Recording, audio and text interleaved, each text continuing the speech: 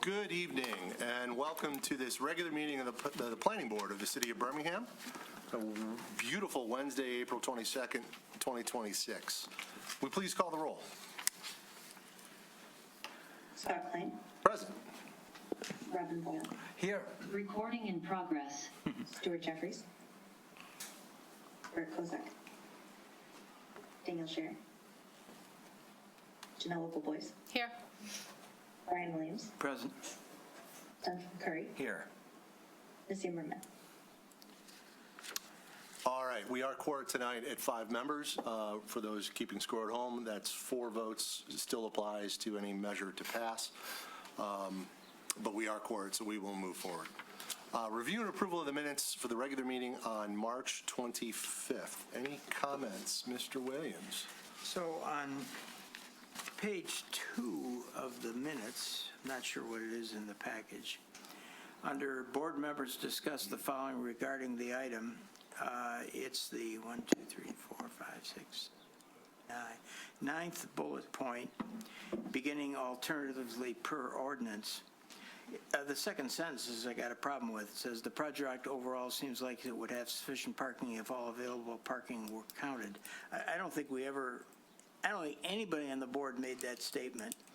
And I think, frankly, it's contrary to what the views are expressed during the meeting by the board. So I would like to move to strike the entire sentence, the second sentence of bullet point 9.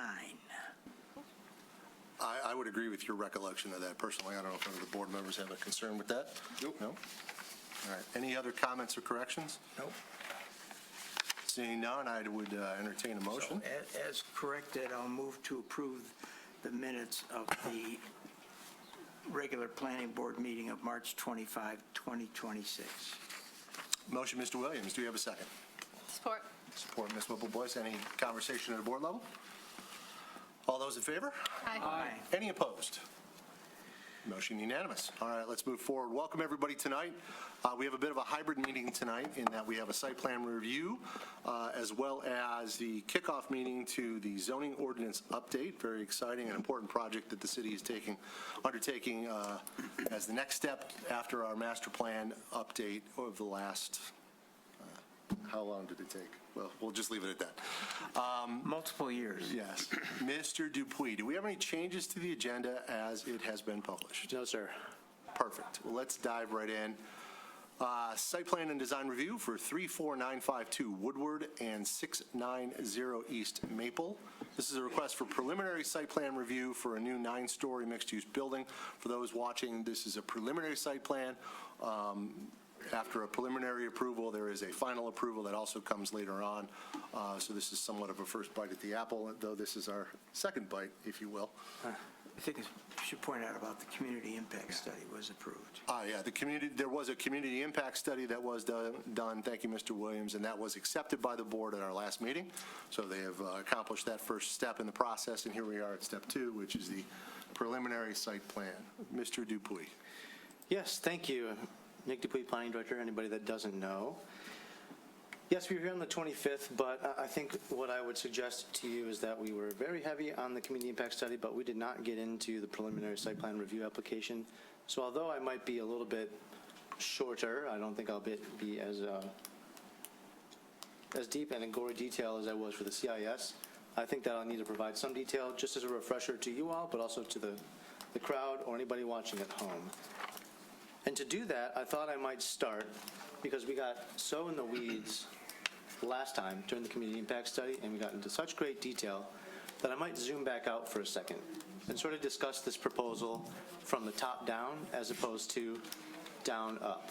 So first and foremost, I want to remind everybody that this is in the Triangle District. It's at the very northwestern portion of the Triangle District, but indeed the Triangle District. It is the southeast corner of Woodward and Maple. There are technically 3 zoning districts here. One, the underlying zoning district of B2 here. You can't really see the property lines, great, but you can get the picture. There's an overlay district of MU5. Oh boy. Very messy. On the eastern portion of this site, and then MU7 on the western, more significant portion of this site. The site is currently 2 parcels, and it will need to be combined at some point, but regardless of that combination, that eventual combination, it will still remain as a split-zoned property. I think that's important to state because it ties into a lot of things we're going to talk about tonight: building height, parking, all those things. That split zone results in a sort of undulation of the facade here, and in this particular portion, if you can see my hand raised, that's why it's lower. This is the MU5 portion of the development. This is the MU7 portion of the development. I know we've seen split zone parcels before. They're not necessarily strangers to us, but it might be a little confusing to the average person, so I thought I'd start there. It's also a little odd at times to see the site plan and wonder why there's a big cut out of the maple side of this development. As they explained last time, but I should highlight now, it's simply a function of property lines. The right-of-way juts into their property for this portion and then juts back out about halfway through their property. So this is public property here. It is part of the right-of-way. Their building goes up to a 0-foot setback in that area. So there are no problems with setbacks and things like that. It's just a really weird quirk of the site. I think this image kind of helps a little bit kind of orient you with what's currently there as opposed to site plans. It is used right now by private property. There's a bus stop in that area. They're proposing to improve it, of course, but it's kind of another quirk of the site, the split zoning plus this little chunk out of the maple side of their development. It is proposed to be maximizing their zoning potential, and there's a lot of nuance to that as well. In the Triangle Overlay District, there is a base zoning height that you can get by right. In the MU5, that's a 5-story building, and in the MU7, that's a 7-story building. Now, in the Triangle District, as a part of the broader goals of the district, came from the Triangle District Urban Design Plan, we thought that in order to spark development, but also try to, in an attempt to sort of mitigate some of the effects of development, we thought we might allow developers to add bonus heights to their proposals should they meet several conditions, which we'll get into in a little bit. On this site, on the MU5 portion, or the eastern portion of this building, they have access to 1 additional bonus story, or 12 feet of building height. In the MU7 portion, they have access to a potential for 2 additional stories, or 24 feet in height. As I said, they're planning to maximize that potential, and again, we'll get into the details later. But these bonus heights don't come untethered. There are several requirements. First and foremost, you can only have these bonus stories if you're 100 feet or more away from a residential zone, a residentially zoned parcel. They're very far away from that kind of core Triangle District residential area, so they check that first, most important box. As you follow along that section, there are currently 4 provisions that an applicant can choose from that we can consider at the planning board level to obtain that additional bonus height. These might not be in the exact order, but the 4 are: you can provide parking accessible to the public at a rate of 1 space for every 300 square feet of floor area in your bonus floors. 2, you can provide a public plaza. I'm forgetting the numbers a little bit, but it's something like 25% of the land area. You can provide a mixed-use development where at least a minimum of 50% is residential. You've also got to meet some specific commercial requirements on the ground floor, as we outlined in our, I'll call it, regulating plan, which is the Maple and Woodward sides. And then 4, least used, a transfer of development rights. If they happen to own a historic building elsewhere in the city, you can transfer those development rights to the Triangle District for bonus height. Mr. Dupuy, I apologize. This is an excellent summary. Real quickly, isn't another option with regard to the public parking also payment in lieu for spaces? No. It's not. If you recall, we removed that Okay. as a part of our exercise to remove also the lead condition. Great. The lead provision. Okay. Thank you for clearing that up. Yeah, that's fair. So it's those 4 almost verbatim. No payment in lieu anymore, but that's a fair question. Perfect. So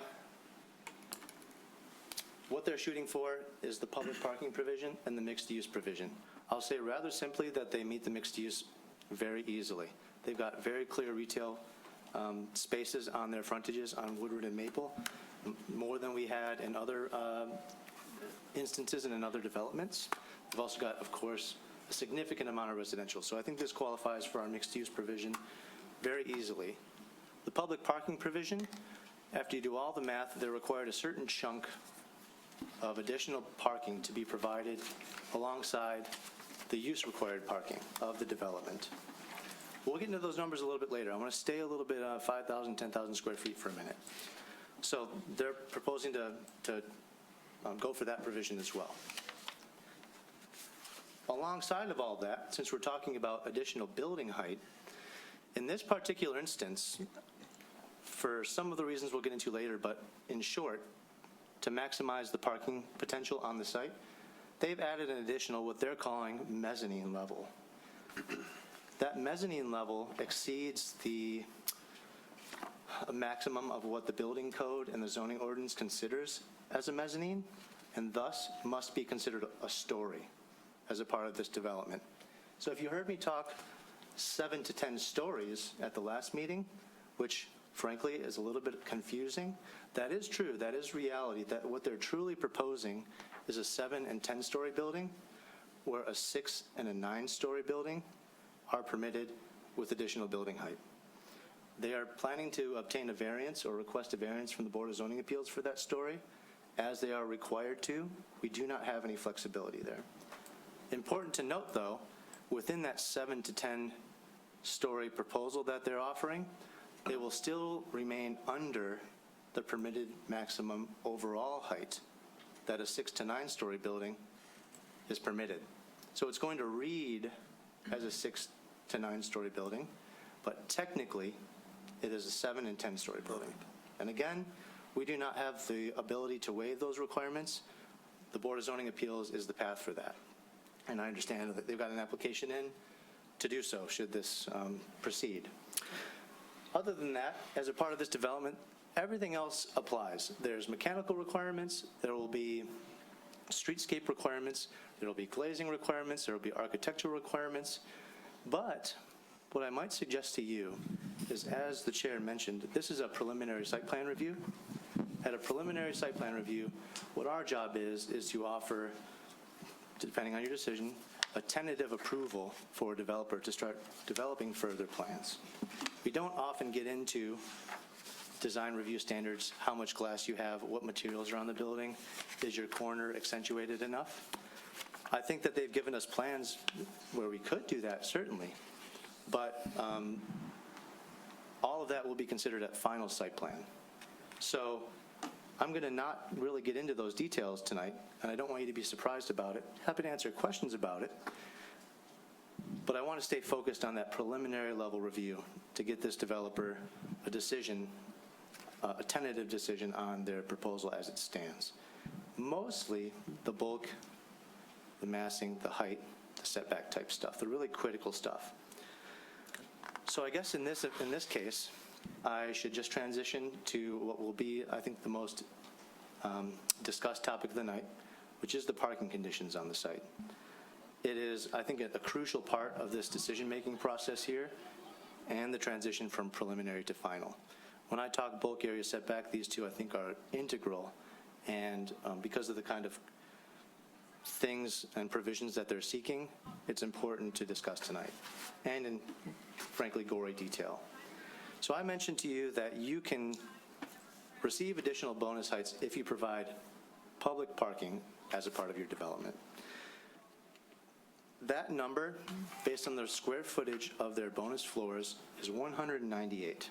So, to restate, in order to get the additional building heights that they are proposing, they have to meet the mixed-use condition, which I'm arguing that they do, and they have to provide 198 public parking spaces as a part of their development. But there's also a mix of uses in this building that requires its own parking. I'll call them use-required parking totals. That figure is 344.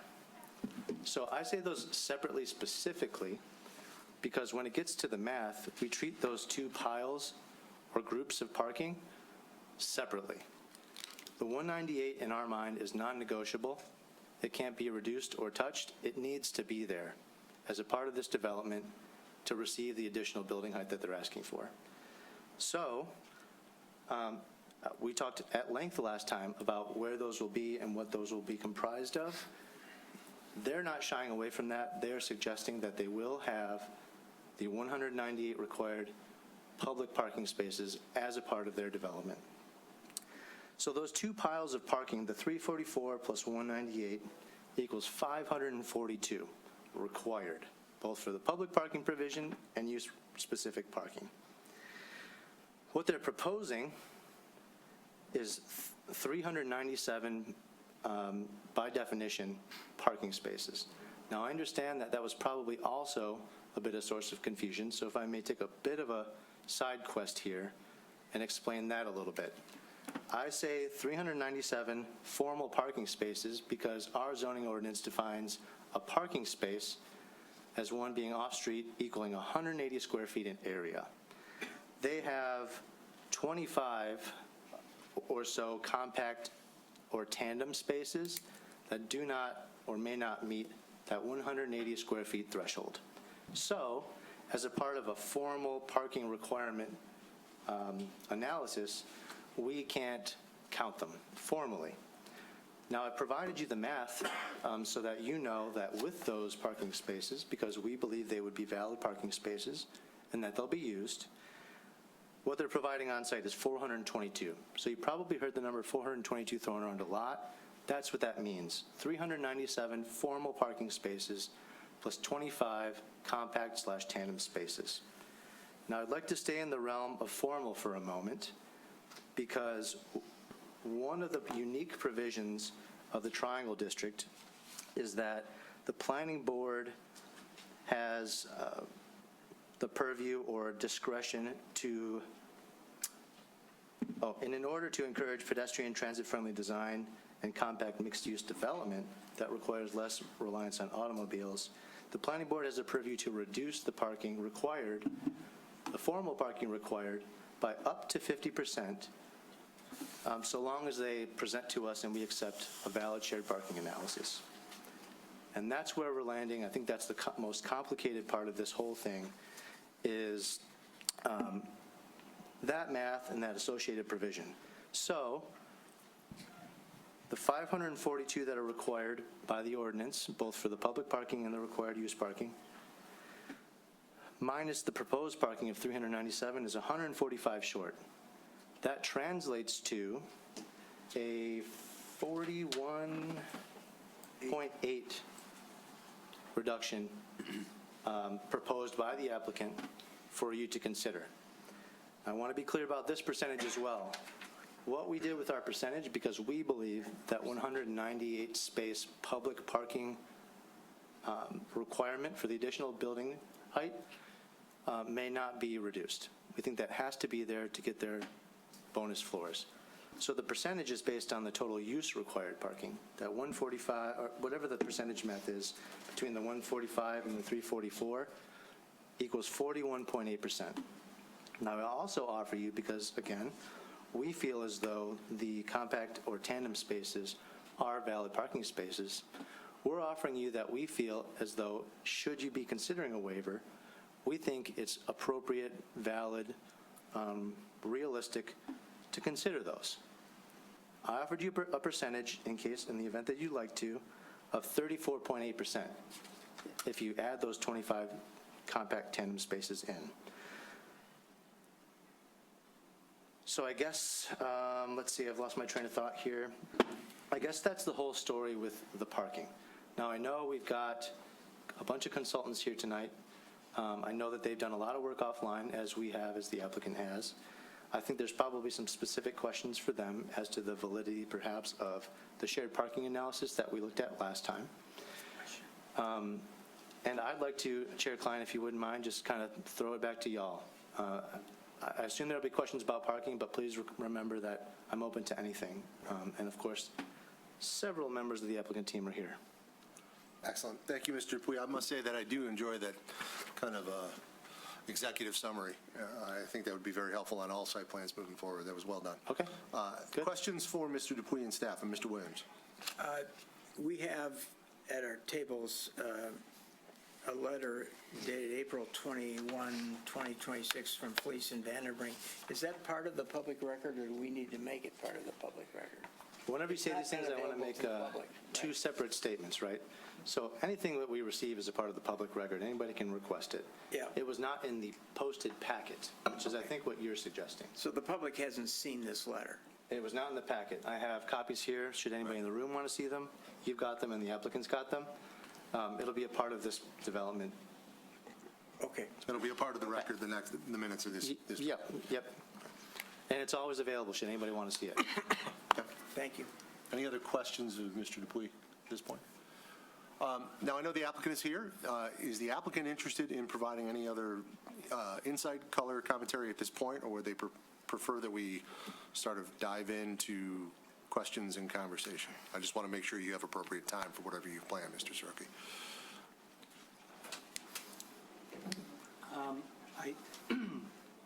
We're prepared to move forward with I'm the sorry. presentation. Your face is well known in the city of Birmingham, but if you could please, just for the record, I Your apologize. reputation is even better known than your face. Thank you. I appreciate that. Victor Soroki, Soroki Architecture. We're the architects for the project. Obviously, Sam Besnos from the BESTAC team is here. We have some of our engineers here and some of our architects as well.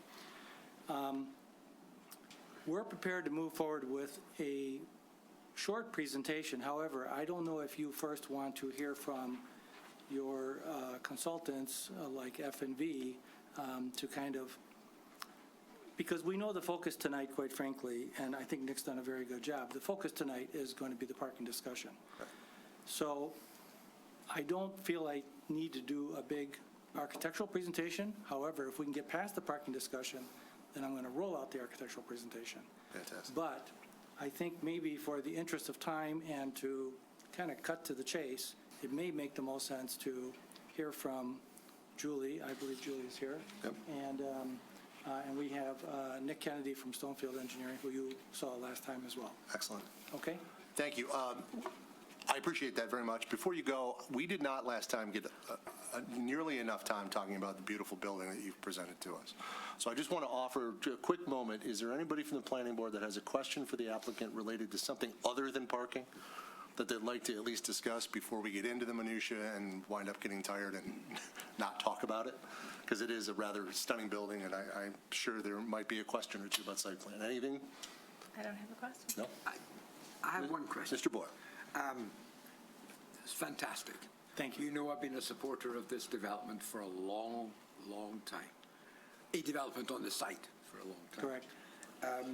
In our master plan, which we've recently approved, there is a statement that says certain districts could accommodate additional housing because of their location, because of their land use, because of the mix of uses. One of them is a triangle. There's another item in that same part of the master plan, I won't quote it, but it does say that we are looking for a measure of, quote, attainable housing here in the city of Birmingham, Triangle District being one of them. Could you talk to us a little bit about the nature of the costing of this particular building, as it's mostly going to be rental?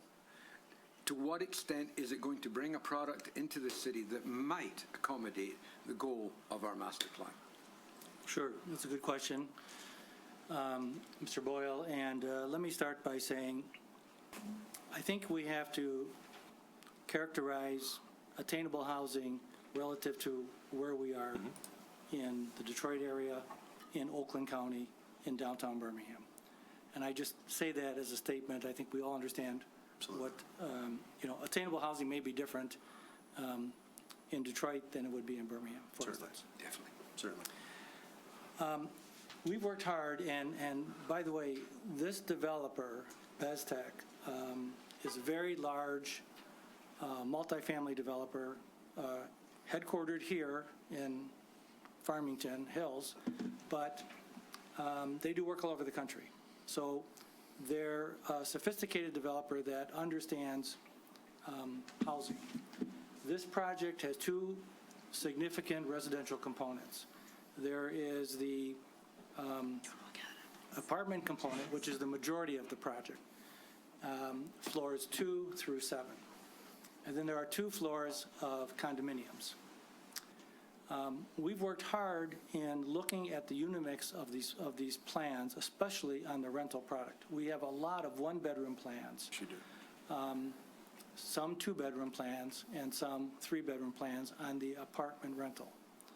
So the 1-bedroom plans, certainly by the sheer size of them being smaller in nature, are going to make them more affordable as opposed to a 2-bedroom or a 3-bedroom. So just providing that unit mix, I think, demonstrates our effort to want to attract people of different demographics, of different positions, of different livelihoods, and maybe where they are in life, as a senior or an empty nester or a young professional. So I think this is a significant project. I think it satisfies that requirement. Obviously these projects are big and expensive and complex, and nobody's doing it to lose money. Obviously, they have to make sure that it pencils out. So I think we've addressed that, and I think you'll be pleased to see the variety of sizes of units in this development. Thank you. Yeah, I'll just comment. You have a large number of, I believe, 700, 800 square foot units, which I was very excited to see. To Mr. Boyle's point, I think we have all been doing this long enough that we've seen 700, 800 square foot apartments still going for $3,800 a month, which doesn't exactly hit the nugget. But I applaud you for having the smaller sizes, and I would hope that you continue to look toward younger professionals. Admittedly, this is not suggesting that our housing entry level, if you will, is anywhere near what it would be in other communities. That's right. But also be realistic that the city does want, those young professionals making $80,000, $90,000 a year that could still afford an apartment in this town. So I applaud you for getting to smaller units, and I think that's just our way of saying that we hope that you continue to take a look at that as you continue to develop. I agree, and they may not have a car, but they'll be able to afford the unit. That's fine. Fair enough. Okay. Thank you. I had one last question about the site plan, and I'd like to just get it off my chest before we move forward. Nick, could you bring up the site? Yes, that's fine. I would just like to state, again, to Mr. Boyle's point, I am a huge fan of this particular development as you put forward. There are challenges here that we need to get through, but I believe the direction is fantastic. My only real comment related to the site plan, because you've done a masterful job of handling deliveries, of handling parking, and all of these other things, is that I strongly consider that you revisit the Woodward frontage. I know you've removed the angled parking and installed these 7, I believe it is, or 6, what have you. 7 parallel spaces. Parallel spaces, maintaining that small island and the service drive.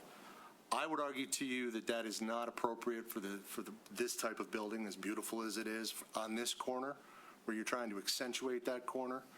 And as we get into the parking discussion, to me, those 7 on-site spaces are minuscule compared to whatever else is going on this site.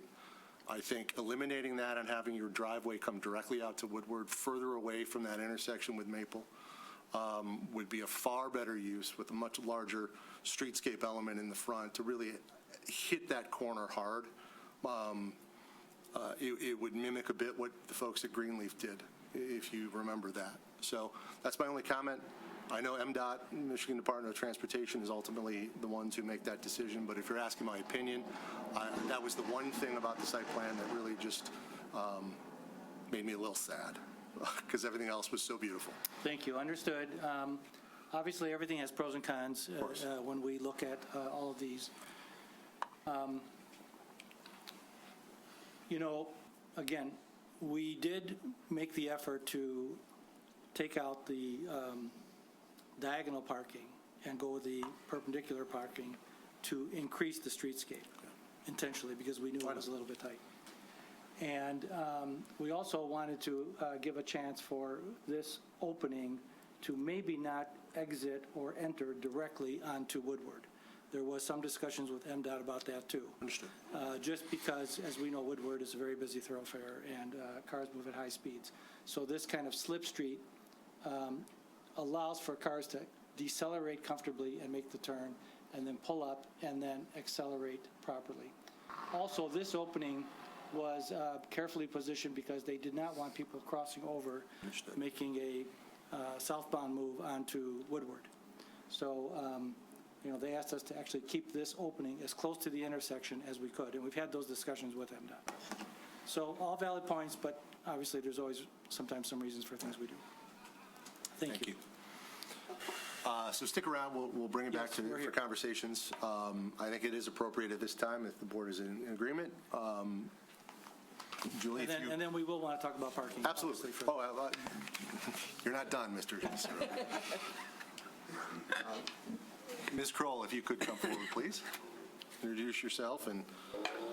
Good evening, Julie Kroll with Fleece and Vandenbrink. I'm the traffic engineering consultant for the city of Birmingham. And I have prepared, this is the third review that we've prepared for you guys, and hopefully answered some of the questions that were at the board meeting last month. Was it last month? Yeah, Okay. yeah, almost exactly. So we reviewed the information that was provided by Stonefield. We also took their information and put it in the ULI spreadsheet, which was a little bit different methodology. What we came out with was ULI recommended 374 parking spaces for this site. I understand that it's different than the ordinance. That's a separate question. I just ran it through the numbers. This is what it said. That's a recommendation for parking supply. With the proposed parking number of spaces, 422, as Nick indicated, that if you include those extra 25 compact and tandem spaces, so we did include that in our analysis. The results showed that you have a peak parking occupancy of 89% with these numbers during the peak period. And one thing I want to point out is that the peak shared parking time of day is 10 p.m. And the reason for that is because the majority of the parking demand occurs at night because you have such a large residential component. So if we're looking at when everybody's coming back home and they've parked their car, you still have some people in the retail that are using the spaces, but that's the highest impact is at 10 o'clock. So it's from there, it's gonna drop off.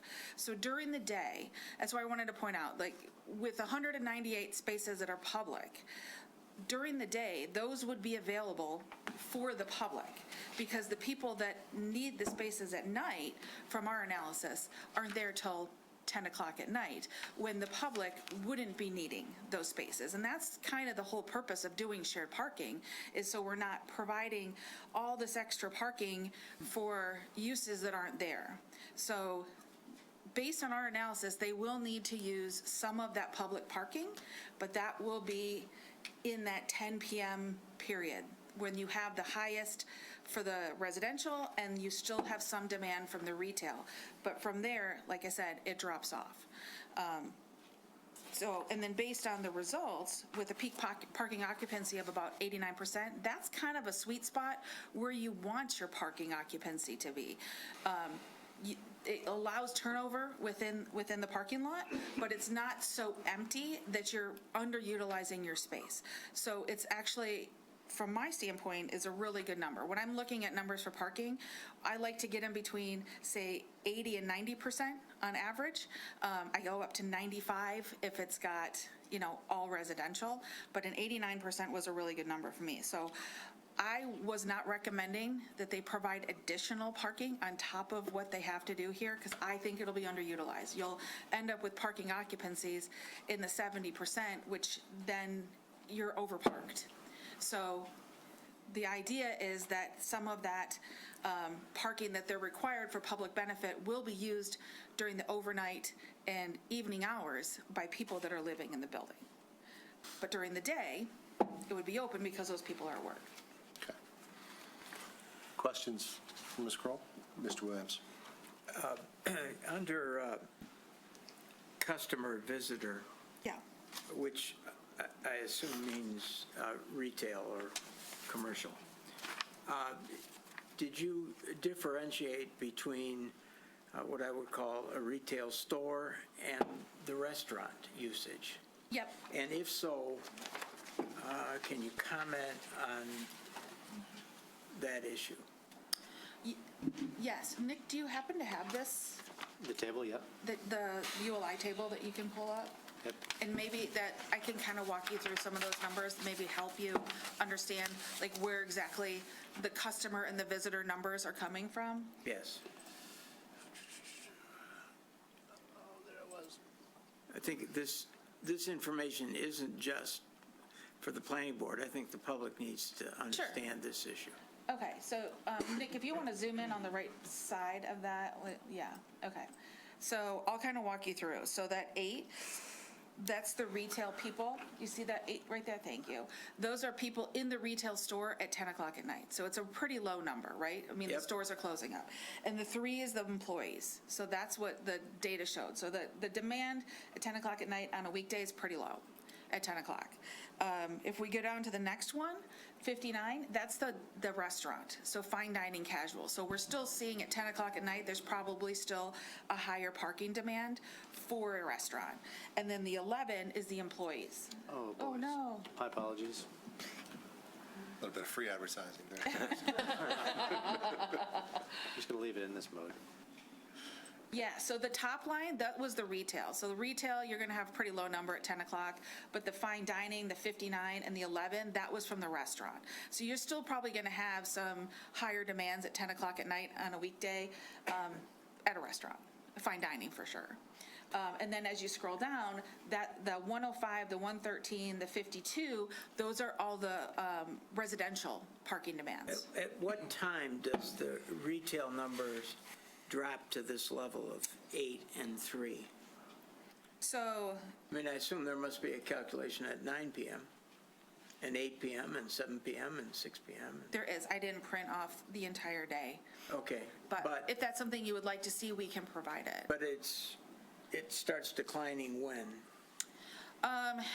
It usually starts declining as the stores close. So usually like as they start 5, 6, 7, 8, 9, 10. Okay, all right. So as I'm reading this, at 10 p.m., the non-employee, or the customer visitor number is highest because of the restaurant. Yeah, so that's your highest number in the evening. There at 10 o'clock is the restaurant. And then you have visitors for the residential, which is 22. And then that's adding into that 89 number. Okay. So you have included visitors to residential unit also? Yeah, that's part of the calculations. Okay, thank you. That's it. Other questions, Ms. Kroll? I have a question. When you calculated, let me rephrase that. As you analyzed and provided your opinion related to the parking demand versus the parking supply, did you in any way, shape, or form attempt to analyze the zoning ordinance at all, or simply used the guidance of ULI and projections, et cetera? We didn't do anything with the ordinance. Okay. We relied on the city and staff and the planning department Okay. to do the ordinance calcs, and we were just purely looking at what does ULI tell us Okay. for these uses. Great, thank you. Last question. In that analysis and your opinion, were you attempting to make any sort of opinion or provide any sort of opinion related to bonus floor or bonus heights and parking required for that versus others? Or were you simply looking at total numbers versus total demand, and this is where it lands? I was just looking at total number versus total demand. From my standpoint, I'm trying to make sure that there's enough parking to accommodate the uses for this site, and without over parking the site. Anything else I left to the planning department to Great. provide their. And by over parking, you're talking about over parking the site for the uses that are presented in the development?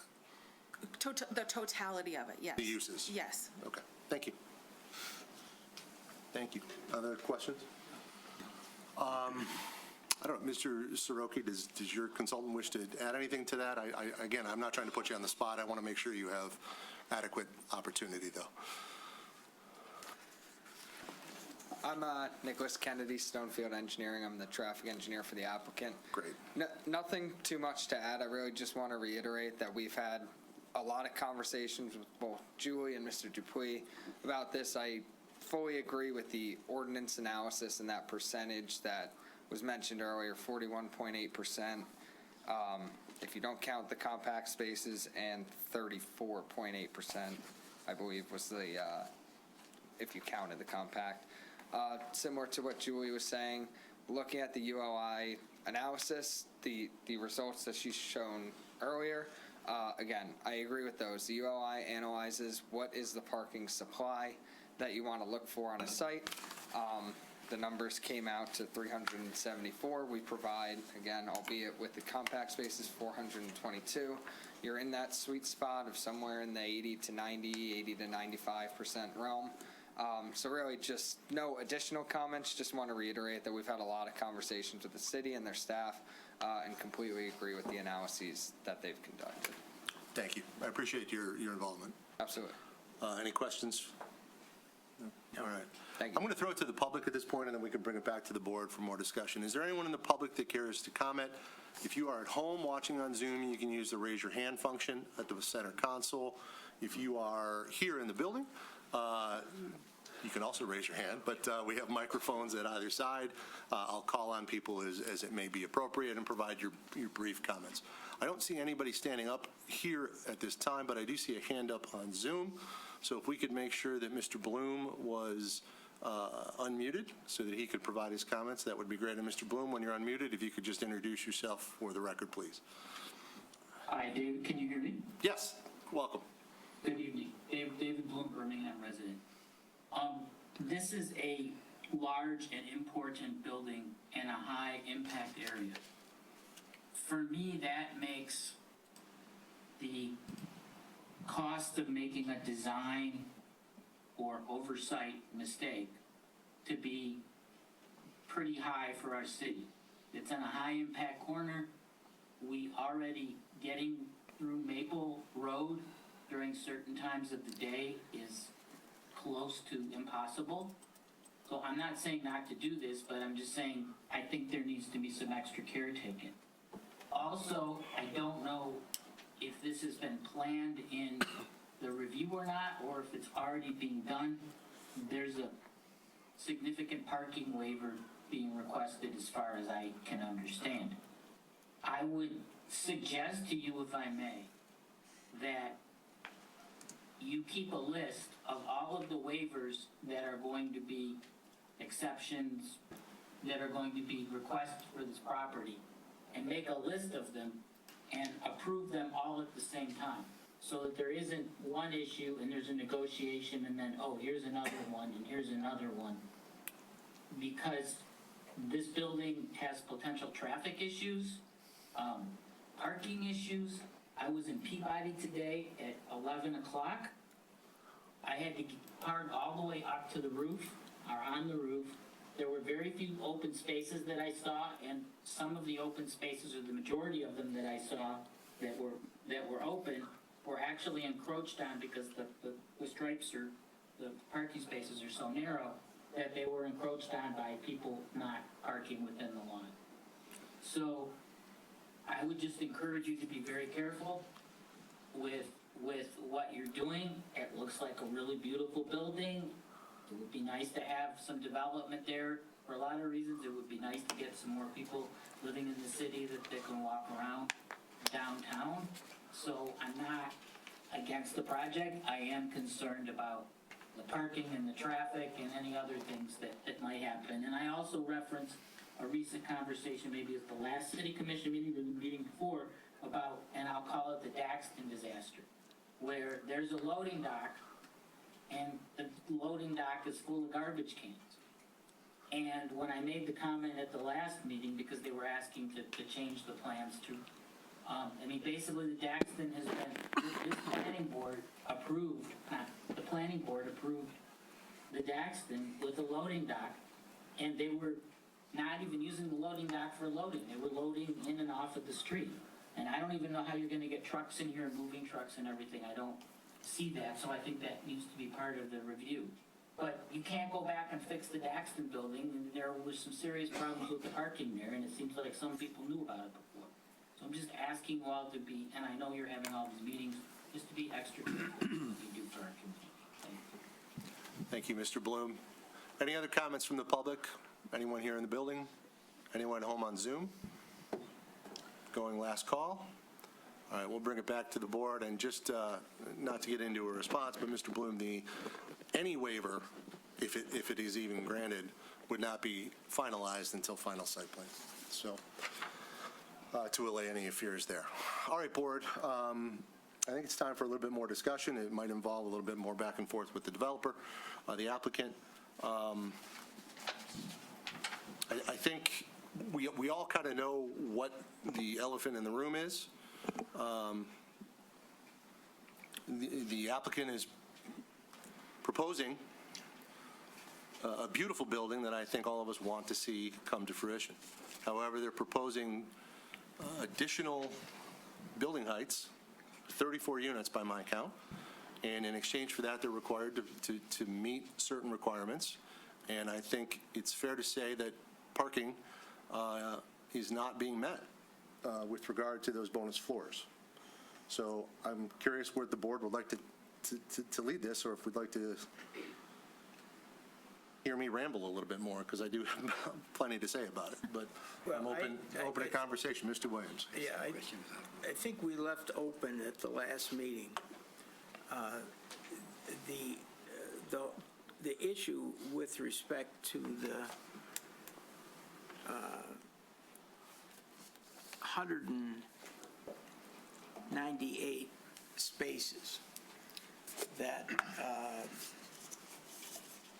are required by ordinance for the additional floors, that you were going to, I think you were going to check with the city attorney to determine whether any shared parking arrangement could affect that number of 198. Right. So if you did, I think it's important that we know what the city attorney's views are, and that the public know what the city attorney's views are. Well, I think thank you, Mr. Williams. I think Mr. Dupuy explained that a little earlier, perhaps maybe not in those words, but in reviewing this with the city attorney, I can just say that her advice is that the interpretation that the 198 spaces are in addition to any parking required by the uses is the only valid, common sense, plain language reading of the ordinance you can come to.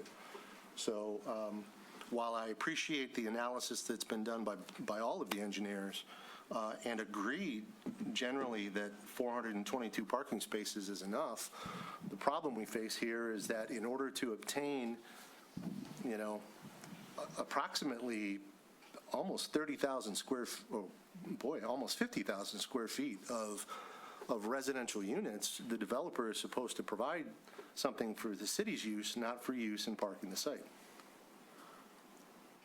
And that's the dilemma we face. Ms. Whipple-Bliss. So I appreciate Julie being here tonight. Cleared a lot of things up for me. Thank you, Julie. I am clear that the applicant needs to maintain the 198 spots for the general public. And I understand from Julie's analysis, of course, that there will be overflow at night, late at night, when residents may need some of those 198 spots, the shared parking. I'd like to hear from the applicant to tell us a little bit about how they are going to plan to ensure that those 198 spots will be always available for the public, as not to have those consumed by people living in the building, for example. So I expect you have a plan for that, and I was wondering if you could talk to us about that a little bit. If you like. Well, we understand the position of the city attorney, and so what we're asking for on this proposal is that you consider a waiver of the required parking that the building generates, or that the uses generate.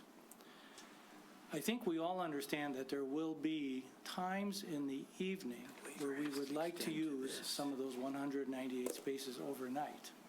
However, during the day, the vast majority of those 198 spaces are open and available for public use, which is really the most important time. You know, it would seem inappropriate or inefficient to build a building that met all of our on-site parking by use and have another 198 spaces that, quite frankly, may not get used in a large way, and especially at night will not get used at all. It's kind of like our own parking garages here in the city, where we see the garages empty at night. I think the whole concept and within your ability to approve is that you can do a waiver of parking considering a shared parking analysis. You know, it's also interesting to think about it, that the ordinance requires 198 spaces because it says we need one space for every 300 feet of bonus floor. That's the ratio we use for commercial use. That's the ratio we use for retail and office.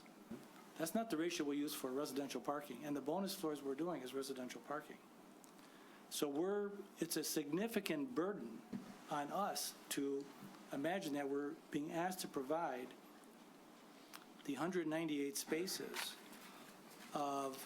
based on a commercial use when really we're using a residential use on its upper floors. We don't have offices up there, you know, for instance. I will go a little further. I'd like to demonstrate a few other examples. You know, I think we recognize that we will always maintain and we will sign 198 or 200 spaces, always open to the public. But we would like to ask that in the evenings, we can use some of those spaces. If I may, I'll go on maybe to a little more of a presentation, if I can. And then I've got a few tables I'd like to suggest that we pull up as well. You know, first of all, I think we all recognize that Nick has done a good job presenting it. We've done a good job in what we hope is a thoughtful development and a reasonable development for this corner. And as it's coming down, the central item of this proposal is focused on parking. And of course, we've also said that we know that the plan board has the ability to waive up to 50% of the required parking, and we have provided a shared parking analysis that demonstrates sufficient parking with significant spaces to the public at all time. I don't think, why would we institute a shared parking analysis if we're being asked to provide all of the on-site parking and 198 spaces? I think the ordinance puts this provision in place to allow the plan board to use their discretion in the Triangle District of how we can take inefficient sites, how we can take sites that are largely vacant parking lots in some cases, in this case specifically, and put them to good use and not have unnecessary parking. The Triangle District Master Plan speaks to underdeveloped sites and surface parking lots. This proposal is exactly what is being encouraged by the master plan. Exactly. In fact, the parking structure, the parking spaces in this facility are so well integrated, they're not even seen from the outside. They're fully concealed underground and in the back. So it's, again, accomplishing some of the goals of the master plan in the Triangle District. This proposal presents an opportunity to economize a parking structure and to not have wasted or unused spaces. I think we really need to consider that. I mean, quite frankly, we're starting to talk about that for our downtown structures here in the CBD, of how to use these spaces and how to use these structures in a more efficient way and to unbundle some of the parking. And I want to also say that this proposal will significantly add residents living in the downtown contributing to the city overall with shopping, dining, entertainment, improving our tax base, and still adding a public parking component, which are all benefits for Birmingham. To just say we want 198 spaces 24/7 seems, at least to us, a little unreasonable. Further, I would even go on to say that, our staff, your staff here supports this project. I think the city's consultant, F&B, feels that there is certainly sufficient parking. Our consultants, our traffic engineers certainly feel there's sufficient parking. And by the way, just as a little footnote, I guess I should mention, I don't know if you're aware of it, but there's actually 7 fewer residential units in this proposal than there was last month. Just, it doesn't tilt the needle in a big way, but it's worth saying it.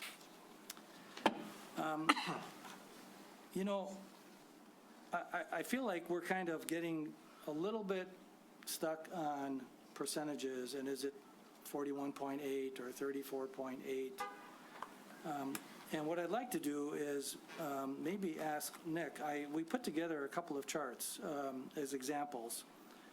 And these examples are really for our conversation and consideration. And what we did was, I think one is an interesting example of developing a project by right, meaning there is no bonus floors being proposed. And in this scenario, it would be a 7- and 5-story building in the MU7 and MU5 zoning classifications. So again, this proposal has the same number of retail spaces that would be required, 34. The same number of restaurant spaces, 67. Other commercial, 2, that's the 2 for the leasing office. When you figure the residential unit mix, we have 2 or less rooms, it's 117 spaces. And let me just find a chart here.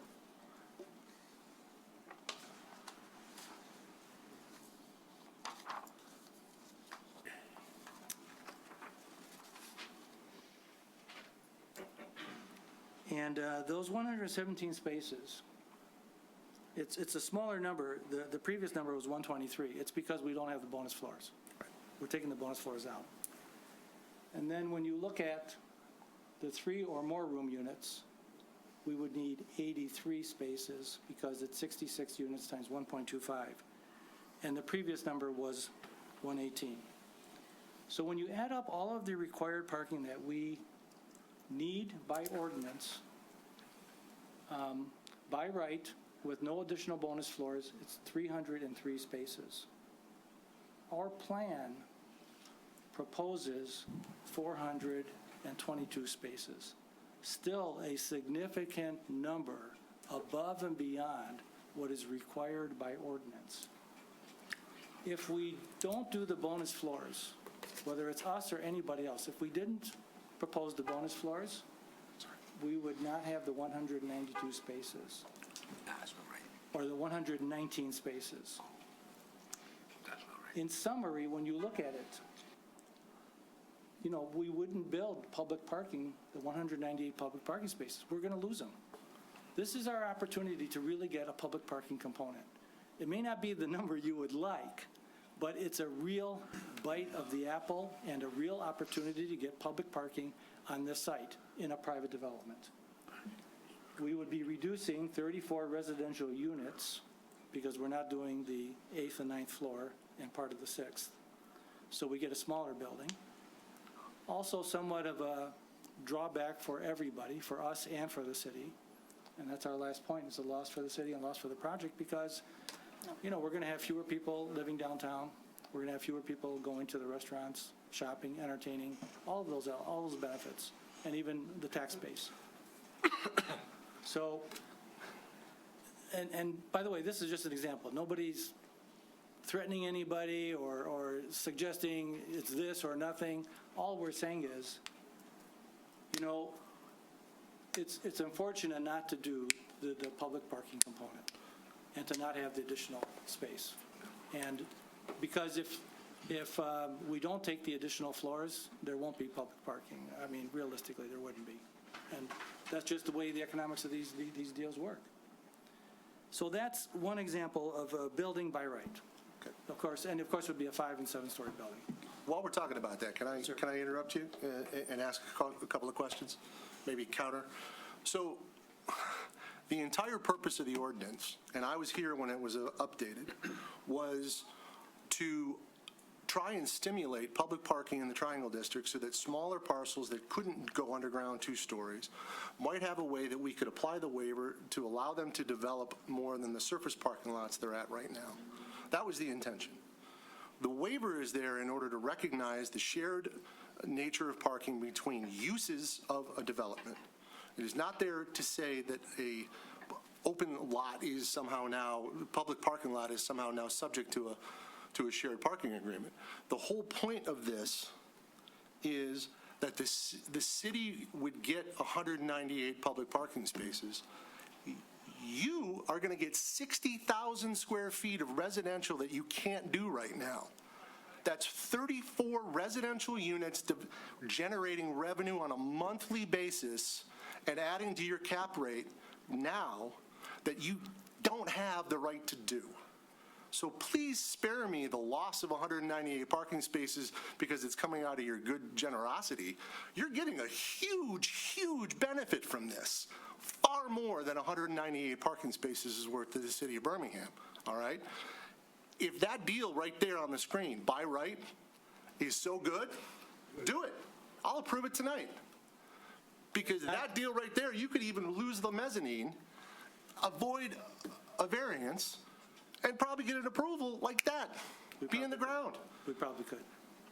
The 198 parking spaces that you're dangling as a carrot is not 198 parking spaces when your own consultant just said that the Fleece and Vanderbrink letter is correct and that during peak demands, 175 of them are going to be used by your uses on site. That's 90% of this so-called public parking. How is that a benefit to the city? We're subsidizing the development of 34 residential units if we follow through on this. Now, I agree that your site is eligible for a waiver of some sort because of the mixture of uses, the urban nature of the area, internal capture, and all those things that I believe in my heart and that I've studied for 30 years. I agree. You are deserving, in my opinion, of a reasonable reduction in the required parking of 344 spaces. You're asking for far too much, a bridge too far, in my opinion. The consultants are saying that we really shouldn't waive anything because you're going to take up all of the parking that's there to begin with. I'm willing to give you a waiver because I think that those philosophies are true, but there's no way we're going as far as you're going. And I had to stop you because this notion that we are somehow destroying such a public benefit, this benefit is for you in the way these numbers stack up. You're getting 175 free parking spaces. So I'm sorry, but in my opinion, unless you reduce the uses on site somehow or reduce the number of required public parking spaces somehow or both, and come back with something that's far more in the realm of a reasonable reduction, 20, 25%, something, of the 344 or whatever that number is that you require, how in the world can this board recommend approval and a waiver under these conditions? I understand you, Mr. Chairman. Again, I will agree to disagree respectfully. We have known each other a long time, and I have utmost respect for you and Mr. Beznos. I'm not attempting to disparage either of you, so please forgive my fire. Understood. However, I'm going to say and reiterate again, we're using the majority of those spaces at night, in the middle of the night. They don't need to be there for the public. The public will be served during the day. Maybe not a full 198, but they will be served during the day. And there is a benefit to the city for that. That's our opinion, and it's worthwhile. And, that's the way we feel. And I don't know if it's not 42. First of all, I have to respectfully say, you need to consider the tandem and compact cars. Those are real. They're just a little bit smaller. They're going to be used. We have that in our own parking garage. I know the ordinance doesn't recognize it. I understand that. I'll go on record as saying that in the application of my discretion for a waiver, I cannot ignore those 25 spaces. Thank So I'm telling you that they're there, they're real. As That's long as you make an effort to make sure that they're actually usable. In my discretion, if I'm looking at a waiver, I'm taking those into account. Okay, I so promise you now, that. thank you, I appreciate that. So now the number is, if we're talking about percentages, is 35% of a You've got waiver. 44 parking spaces that are required for your site. You're providing 199, and we're going to consider 25 there. You've got a gap of 30 some odd spaces, 120 spaces. How do you lower that gap to an area that is more comfortable or more palatable for this board to handle a waiver? Somewhere in the neighborhood, and I don't want to hear percentages of the total, percentages of the 344. How do you break that down into percentages that are far more reasonable and palatable, looking at the mixture of uses? Because the ordinance is very clear. We have to look at the peak demand and the mixture of uses in making this determination. I understand that. Here's another thing we contemplated. And this is another example that I'm going to ask Nick to pull up, is, we said, when you look at the downtown CBD core, because we have in the parking assessment district, the parking structures, we're not required to have on-site parking for commercial uses, but we are required to have on-site parking for our residential uses. Correct? So we said, all right, let's take a look at what it means if we were to, with the same proposal, currently the proposal we have right now, to say, maybe we get a waiver for the commercial uses. And by the way, one of the biggest drivers of the commercial use is the restaurant. But we feel strong about a restaurant on this location. Obviously, if we went to retail, that would drop the number down significantly. But a restaurant is a good use in a mixed-use building and a good use for this location. We talked about that last month. And I think we all agree. We know that food users are good amenities in these kinds of buildings. So if we just looked at the residential uses, 2 rooms or less, 123 spaces, same number. 3 rooms or more, 118 spaces. Total parking required by use for residential only is 241. With the bonus parking added in is 198. The total of 241 and 198, total required is 439 spaces required. If you consider our compact cars, and thank you, Mr. Chairman, for agreeing to consider it, we have 422 spaces. We're only short 17 cars to fully satisfy our residential parking component by ordinance. That is significant. You can skin the cat a lot of different ways. We're just trying to look and set examples and expectations of what we think is reasonable. I don't think anybody wants to build a parking structure that is not being efficient and utilized in a proper way. I'll go on record to say, we all know parking demands are only going to go down in the future, too. We know they're not going up. We know ride sharing is real. Autonomous vehicles are coming. All of this, and we, by the way, are a very walkable community. We all know that, And this development promotes the walkability and capturing people within the building and using the building. So these numbers are only going to get better over time. Why would we want to build so much parking? That's kind of our position here. We just sort of feel like we've got a good project. It's a real opportunity to bring public parking to this location. I think there will always be ample, sufficient parking for the public to use, for other building owners to use, neighbors to use. That's the intent of having some public parking. The question is, do you feel comfortable giving a waiver of what we're asking, 35%? And again, if you gave us a waiver for all of the commercial parking, like we would have normally gotten in the CBD, we're pretty close to satisfying our own private parking. Did you want to say something? Okay, I mean,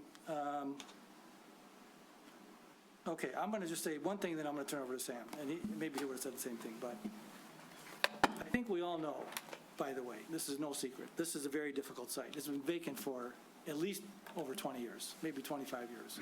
We've talked about it being one of the most important sites in the world, right? In the world?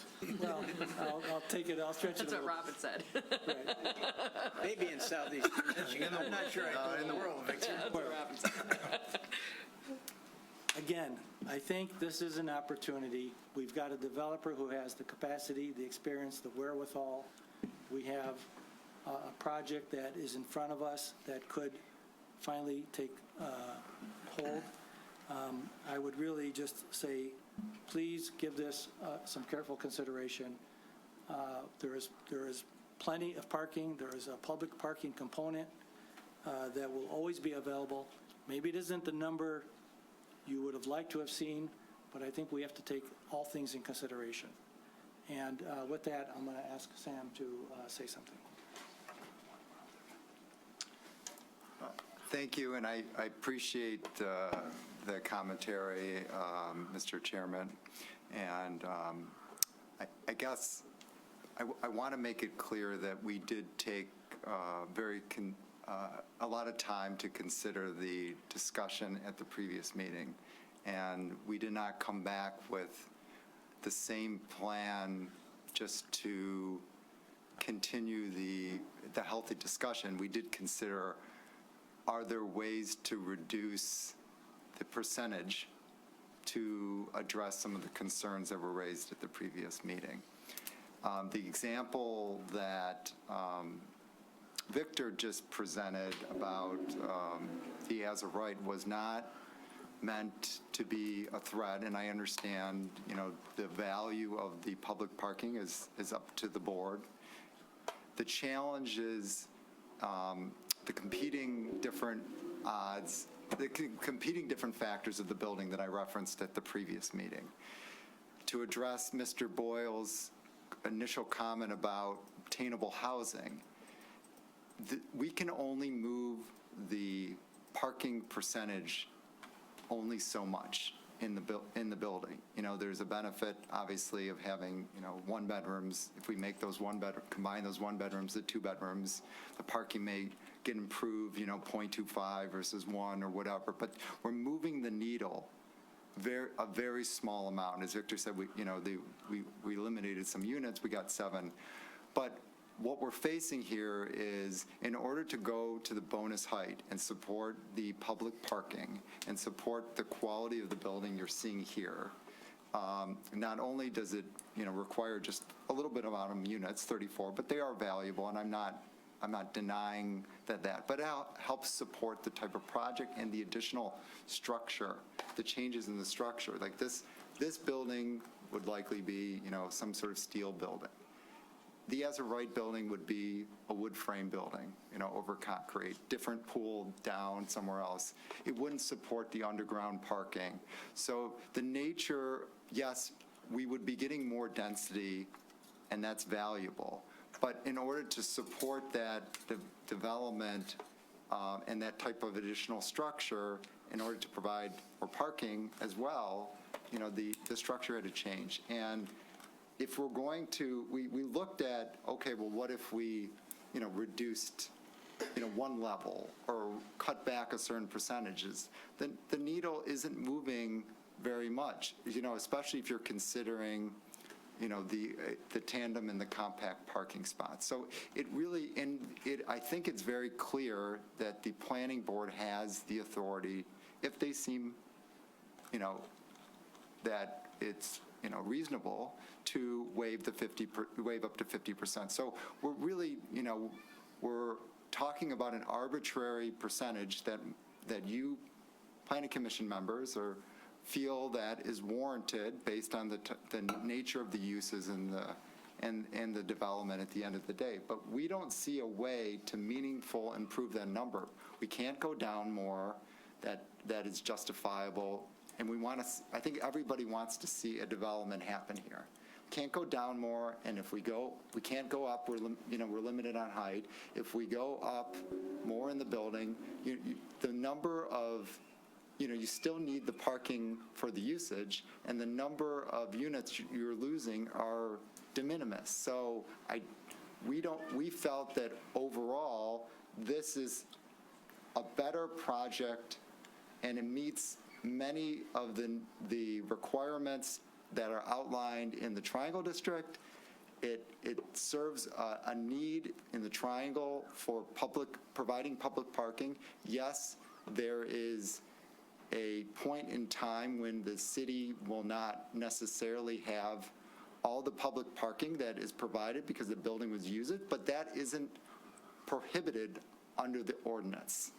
So it's a compromise, so to speak, in terms of justifying, the type of quality development here and the benefit that we're providing, even though we are getting a benefit of 34 units. And I don't want to minimize that is significant, but that is also justifying that type of development. So I understand that still may not be acceptable, and it's not the interpretation of how you're looking at it. But I did want to say that we did consider that, and we just didn't feel like combining units or reducing it and making the building mostly 2 bedrooms and 3 bedrooms serves the need of the community and the overall nature of the building just to drop down from 35% to 30% or whatever, because that's an arbitrary number. So I'm happy to answer any questions as well, but I did want to clarify that. And I value the board's opinion, and I respect the position, and I understand that this is a very challenging decision to make, and one that's not often coming up because of the types of developments that, potential that's out there, certainly in the Triangle District. So, thank you. Thank you. Board, I've talked a lot. I'm going to try and keep it shut down for a minute. Anybody else wish to jump in on this conversation? I don't like it when the board and the audience and the applicant starts to redesign the building at the board meeting. I think that's a wrong way to do it. So I'm trying to I started to scribble words and reached percentages and realized that's probably not the way I want to go. But it seems to me, Victor, that we're both hoisted by our own petards. We've got a zoning ordinance that strangles us to some extent, and you've got certain uses that strangle you. So if there's any common ground amongst us, if there is, I think the percentage is too high that you're asking, but I think we have, Mr. Chairman, with respect, we've got to go with the applicant and look for a percentage waiver. That is something more appropriate to 25% or something like that. But I also think the applicant, by holding on to that restaurant at the corner of Maple and Woodward, is a very difficult part of this parking problem. 60, what was it? 50 net. 50? The difference between retail on that site and restaurant is net 50 spaces. Net 50 spaces. So if there's an area for compromise on both sides without getting too far into the woods, one way I'm plucking at numbers, 25% waiver in the motion, but that the applicant changes the land use at this stage for preliminary site plan review from restaurant to commercial. Brian, sorry. Were you done? I'm done. Okay. Mr. Webbs. Well, I recognize the difficulty of the decision, both at your end and our end. And I think what I'm hearing is that for economic analysis purposes, you need the 9 stories. I get it. The most surprising thing to me today is what both parking consultants agreed on, and that is that at peak demand, we need 374 spaces, and the ordinance requires 344. So the projections are irrespective of the additional floors, we're already short. I don't know how to sort through that because we got this about an hour ago. And I haven't had sufficient time to go back and reflect on what that means, except irrespective of the additional floors you're short, based on usage. And the usage has nothing to do with the 198 spaces. So, to me,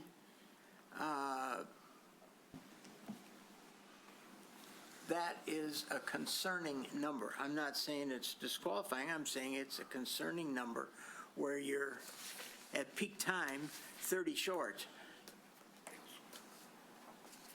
But we live with the ordinance requirements, so I'm willing to say, okay, maybe I ignore the 374 because the ordinance only requires 344. That's right. So if we give on that, I guess to quote Robin Boyle, you got to give on something at your end. I don't know what that is. I asked a lot of questions early on about the restaurant you all were witnessing because I did the numbers and you've done the numbers, and that's and I understand the desire for it, and I'd probably go eat there, but it's an additional 50 spaces. That's a lot when you're short. So I don't know how you come to grips with that. I think the percentage, I understand that the ordinance says we can waive up to 50%. I didn't draft the ordinance, but I do propose part of the waiver. It's too high.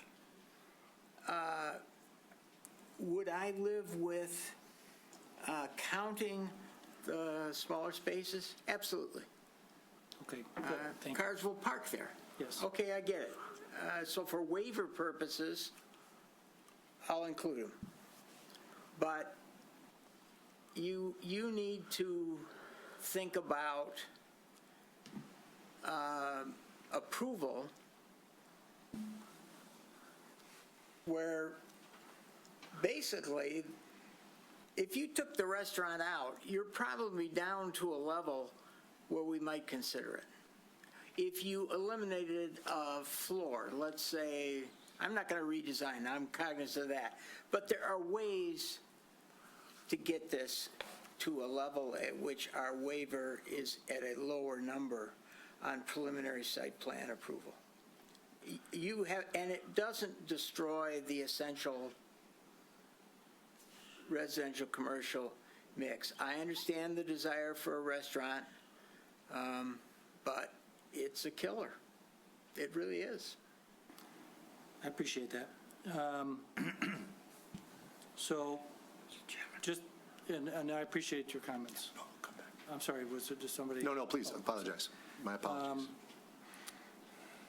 And thank you for, I think I'm getting the sense that most of you would be in agreement to consider the compact cars as real parking spaces. So, in theory, using that, we have 422 spaces provided and 344 required. So that there's an excess of 78 spaces. Isn't that right? Am I wrong? Am I doing math wrong?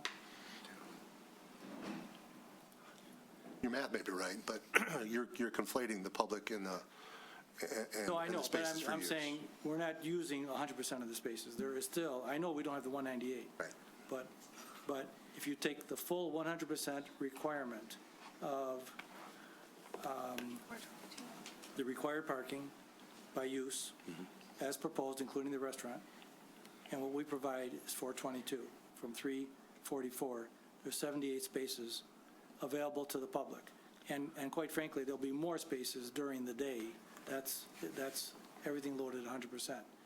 We understand your consideration and proposal that dropping the restaurant takes another 50 spaces off of the required parking. That's significant. We don't deny that. I can't make that decision tonight, obviously. Of course. We're not asking you to. Not asking you to. I understand that completely. Sam needs to consider it with his partners and his team, but I sense that both you and Robin are saying the same thing, basically, in a nutshell. Robin suggested the restaurant's a killer as well. Let me be very clear. I'm willing to consider a waiver, Right. okay? And I think most of us are, but not at this percentage. That's all. And it's your job to come back to us, I think, to see if we can reach agreement. But we're not going to redesign your building. No, we And we're wouldn't not ask going you. to suggest, you may want to keep the restaurant. Okay, then find some other way. But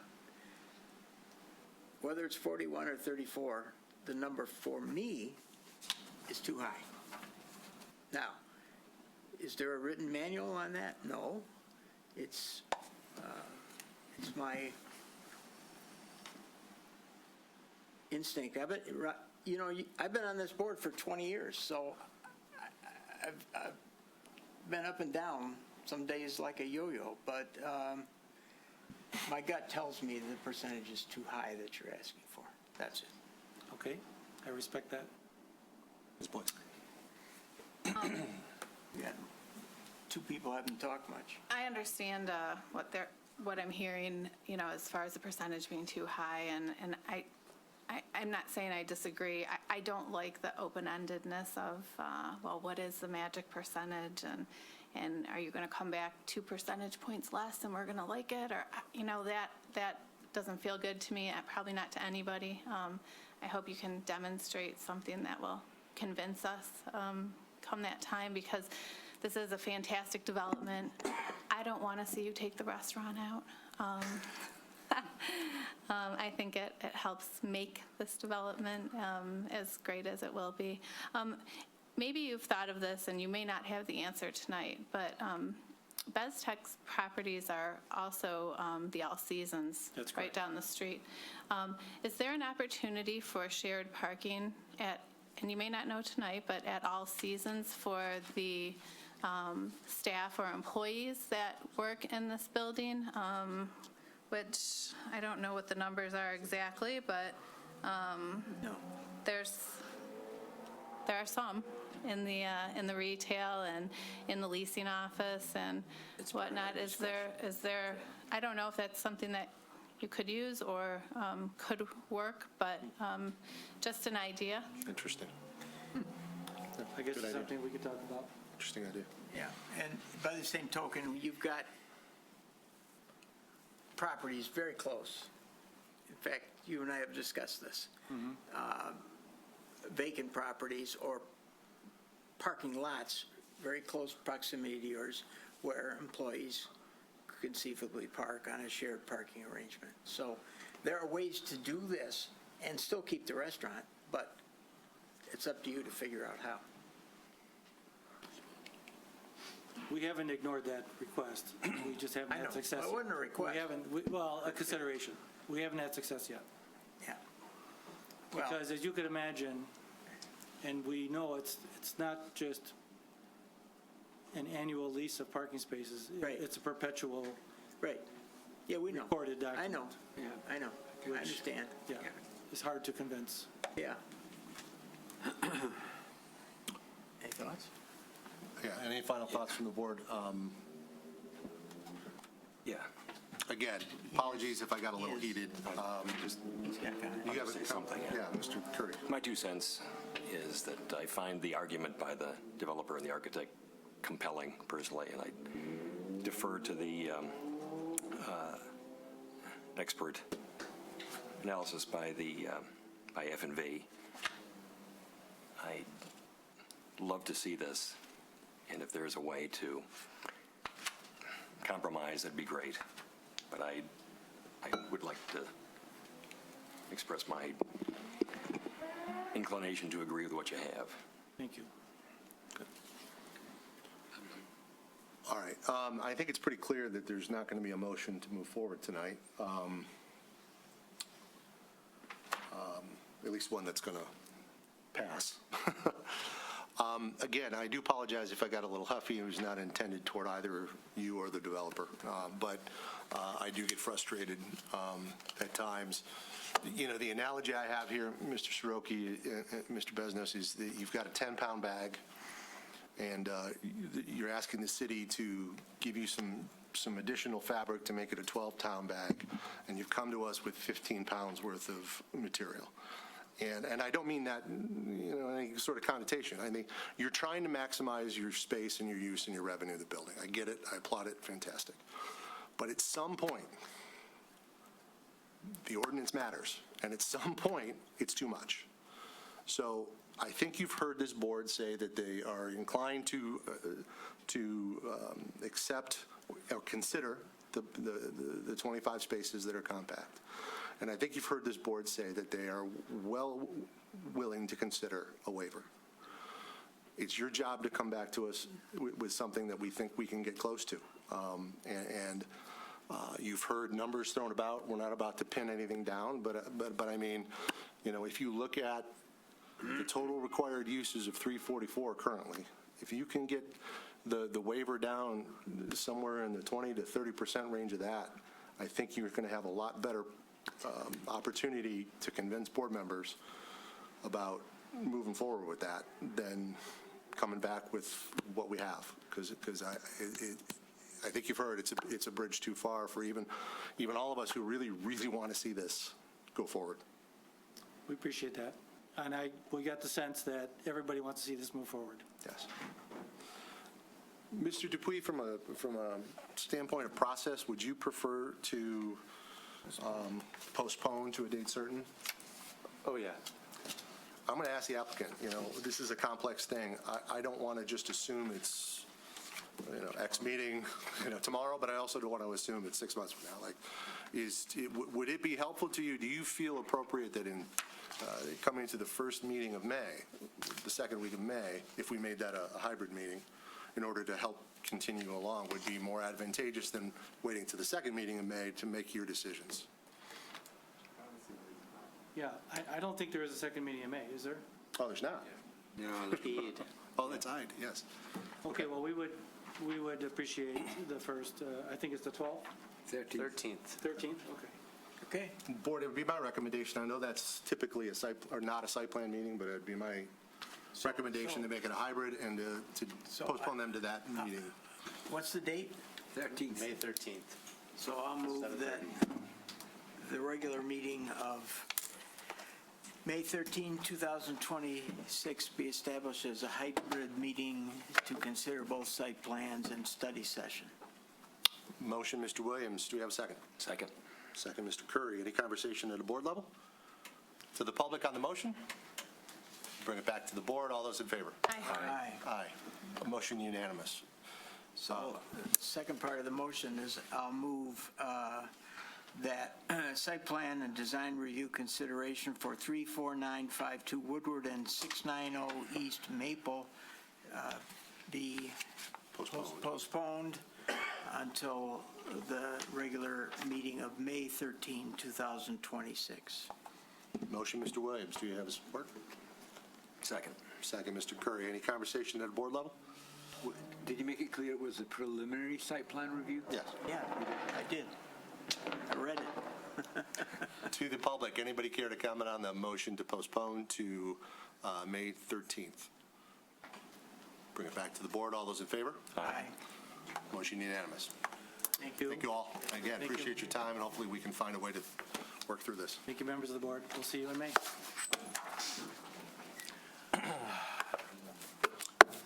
All right. Well, this is sort of an intro for you all. Welcome to Parking Birmingham.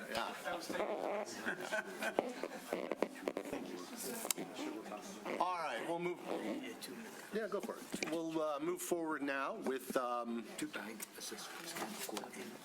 next item on the agenda, which is the study session item, the kickoff of the zoning ordinance update project. And You still want to work with us? Yeah. I love that stuff. I was taking notes, so. I promise not to yell at you. No, don't make that promise. Well, at least Got much. thoughts, I'll share them with Nick Much. after the meeting. Mr. Dupuy, we're going to do anything intro here, or? No. I think they've got everything that I would say anyways. All right, well, for the public, let's be clear. This is a project that we've talked about before. This is my first bailiwick at this because I was recused during the process of selection, and then on vacation, I believe, from one of the other meetings. As a result of the completion of our master plan, we now have to go through the process of updating, reviewing our zoning ordinance to update it as appropriate to be in compliance with the master plan. And along the way, you know, I know there is usually some house cleaning items that come up. The firm of Hauser Levine, a very well-respected firm, has been chosen and is here. And I believe you have some materials for us to consider. So if you could please just introduce yourself for the record and then begin to wow us. We'd be. Sounds good. My name is John Housel. I'm a partner and founder of Housel Levine. I've got a couple of folks with me. Carrie Papelbon, who you've met before a couple times in this room. She is the day-to-day project manager, sort of the taskmaster for this project. Next to her is Jessica Eccles. She is a planner with our firm as well. You'll see us here often. The other person that will be here in the future couldn't make it today was Nicole Campbell. She is also a core part of our zoning team. You'll see her in the future. She right now, unfortunately, is trudging through a destination wedding that she's attending, not getting married yet, in Mexico. So, she's in Mexico rather than in Birmingham this evening. So again, thanks for having us here. We're thrilled to be starting off this important project. We know we're starting a little bit later than we had hoped to, but aligning schedules over the last couple of months has been a challenge. And we wanted to make sure that we had a date that was at your regular planning board meeting date for kickoff. So, but now that we've launched into the project, it'll be easier to set up a cadence going forward to meet sort of a regular status or cadence of meetings. So tonight is the kickoff for the update of the Birmingham zoning ordinance. We had a tour of the city this afternoon for a couple of hours with Nick. So he showed us the underbelly of all the zoning and development and land use issues. And all your houses. Yeah, right. Where all you guys live. So, yeah. What? Huh? Yeah, we docked them all in GIS, so we know where you guys live. But we got a good chance to really, to drive around the commercial and all the residential areas, all the seams, and then we also spent a decent amount of time walking around the downtown core and some of the areas around downtown Birmingham to get a little bit of orientation. And so Nick was able to point out some things to keep in mind and some issues that were coming out of the ground, some recent development activity. And boy, your residential neighborhoods, there is a lot of building activity compared to a lot of cities that we are working. I mean, it's staggering. We also had a meeting this afternoon with all the departments of the city. Likewise, when you did your master plan update, I'm sure they met with all the departments in the city as well. Comprehensive plan or master plan is not just a planning document that has to work for the planning department. It's got to work for all departments. Zoning's the same way. There's implications in every other department, whether it be public works, public safety, it doesn't matter. So we met with all the folks from all the departments this afternoon. We got a kickoff meeting with you here this evening to go over some things, and then tomorrow we're going to continue our initial outreach effort. I think we have 5 different focus groups scheduled tomorrow during the day to meet with residents and neighborhood representatives, to meet with architects and designers, to meet with people who work in and own business in your commercial districts. So we're going to be having a series of 5 workshops, hour-long sessions to roll up our sleeves and get into specific insights and issues. And then tomorrow evening, we have an open house for residents to show up to kick it off, give them a little bit of zoning 101, bring them up to speed, and begin to get some of their issues around things that we may be able to address with zoning. And I think I said at either our interview or the meeting where we were brought on board, sometimes the best way to talk about zoning is to not talk about zoning, but to talk about the issues that are of most importance or of relevance.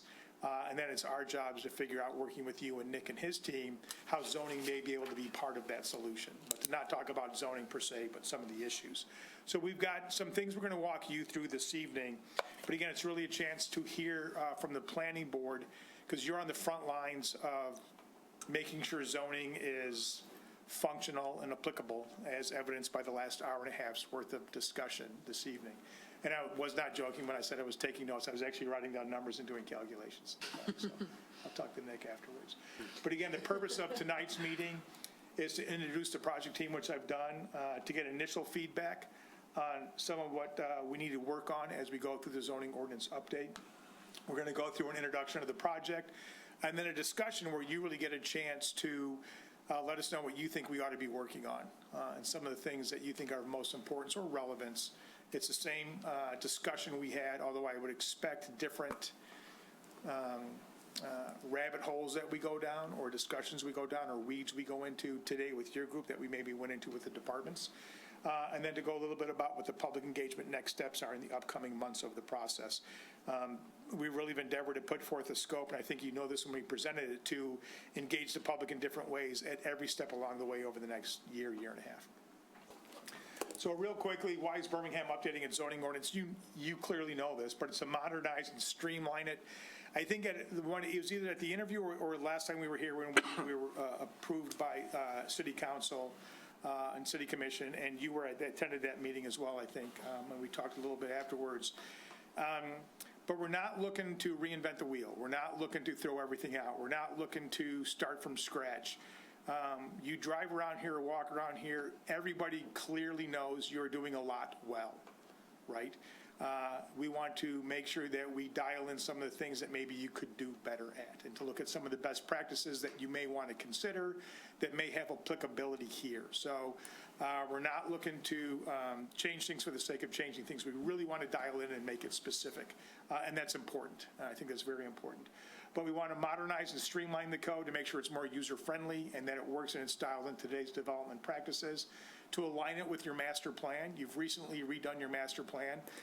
It took a long time, as they do. There was extensive community input, as hopefully we will get as part of the zoning ordinance. Although master planning input is usually more fun than zoning input. It's a little bit more engaged. But we want to make sure that we're beginning to get at alignment with your master plan.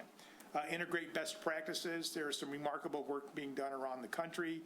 And just driving around some of your residential neighborhoods, I was talking with Nick about some of the similarities to some of the downtown neighborhoods around, like say downtown Bentonville, where they have Walmart World headquarters and a lot of billionaires and millionaires living there.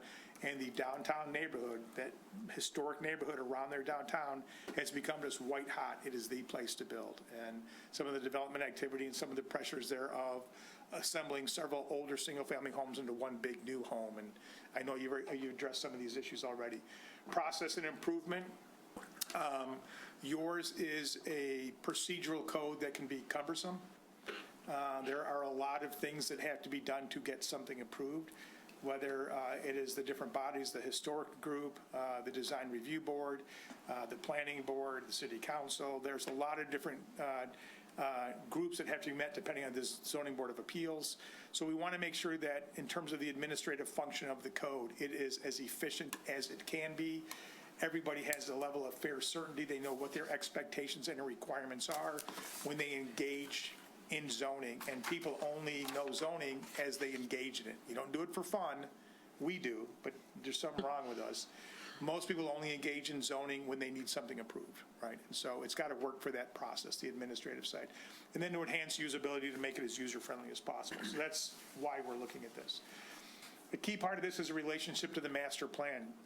The master plan, as you know, it is aspirational. It is goals and objectives. It is recommendations. It is about a lot of things, but it is not regulatory. A master plan does not dictate what you can and cannot do with your property.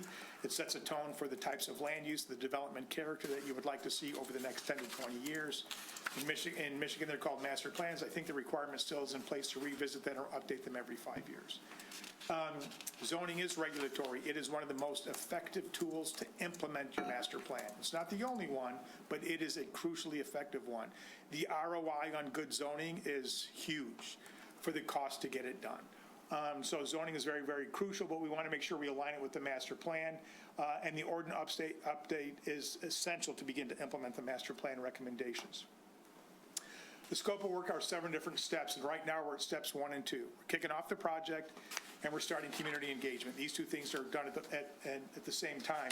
Community engagement is then done throughout the entire process. So after these first 2 steps, engagement and initiation, we examine your existing zoning ordinance, do a best practices analysis across the United States for relevant issues or topics, and we prepare a preliminary recommendations report. we state clearly in that report, based off our assessment and our initial outreach, what we think we ought to be focusing on specifically when we update the code. So we can have consensus before we start working as opposed to backtracking by going down the wrong road. Then we break it down into different chunks: districts and use standards, development and side standards, subdivision standards and decision-making procedures, and then the draft is step 7, the whole thing. The easiest way to think of the code, and we'll do this when we talk to the public, there's basically 3 sections of a zoning ordinance, no matter how many chapters you have. The first one is districts and use standards, right? So it's what is my zoning, what can I do, and what are my bulk standards? It's the easiest thing for people. For most people, that's what zoning is. That's it, right? The second section is design or development standards. What do drive-throughs have to look like? What do parking lots have to look like? What are landscaping requirements? What are screening requirements?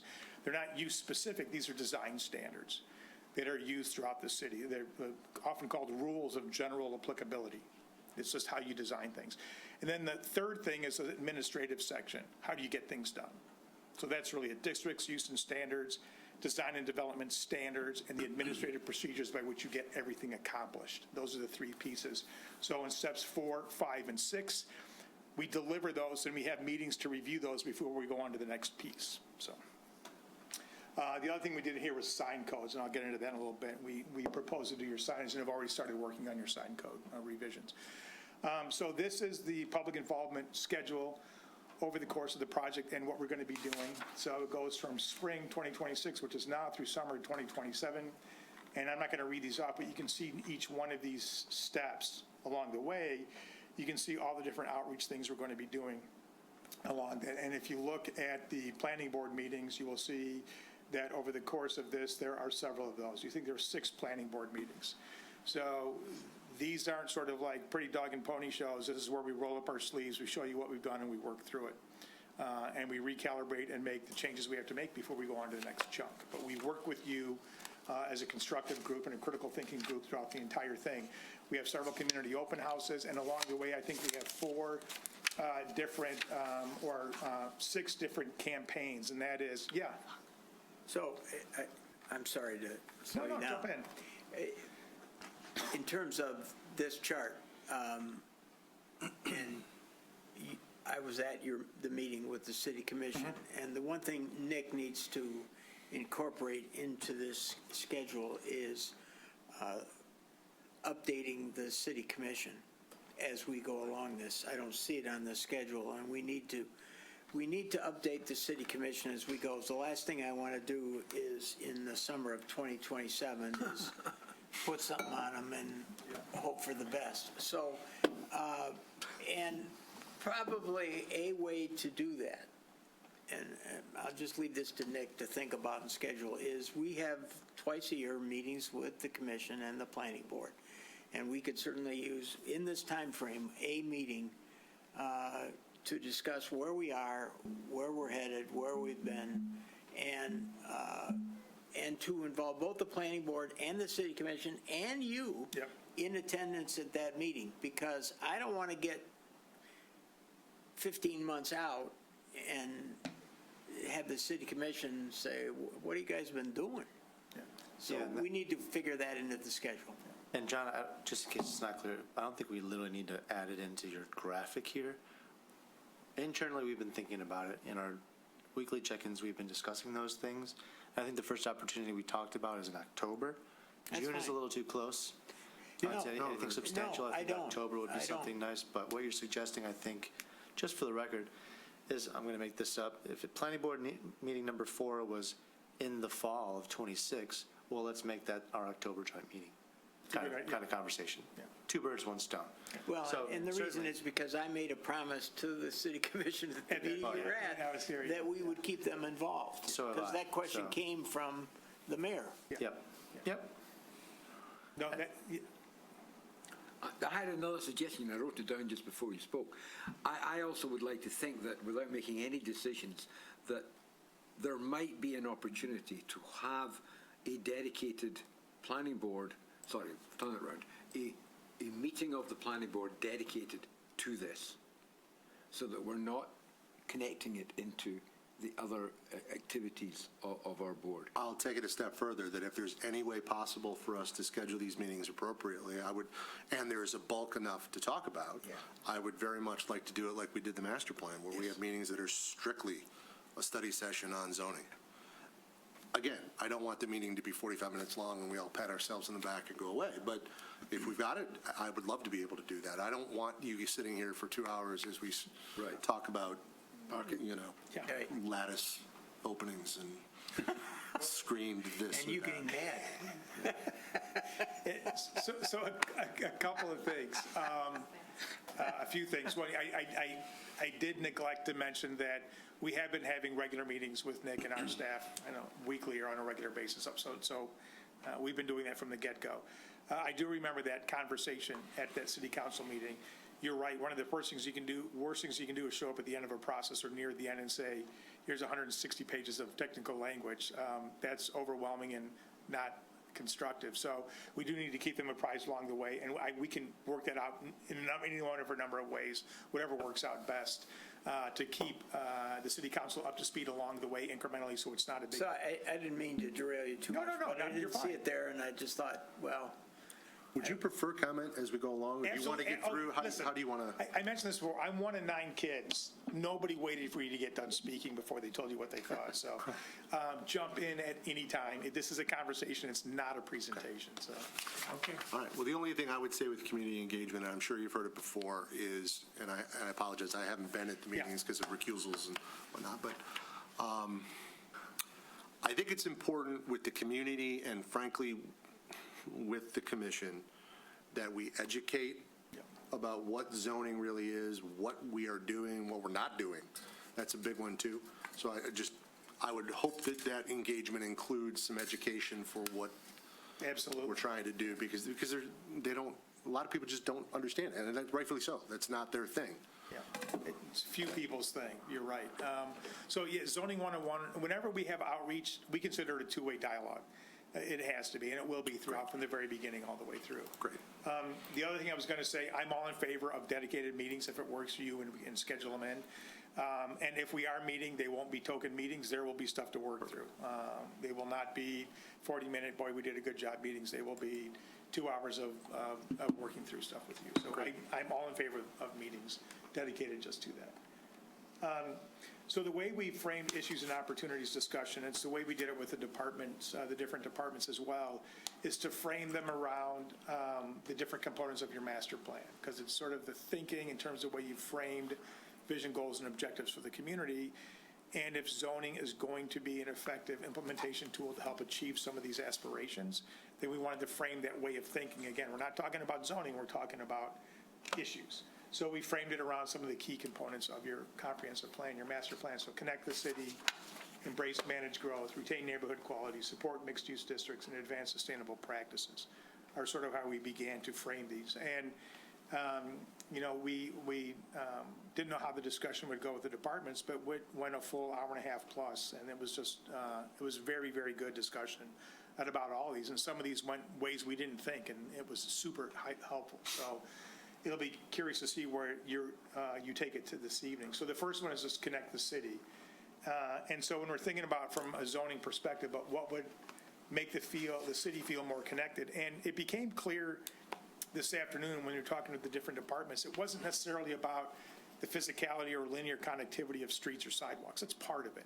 But it's also about, how can we get more activity in the east side and connection between the east side and the west side, not just by driving, but by, socializing or synergy between both halves of the city. Yeah. So He's a problem on the east side. yeah, he seemed like an east sider. But, but street elements, requirements, sidewalks, parkways, and we know that this is zoning. This isn't full subdivision code applications, but there's still that.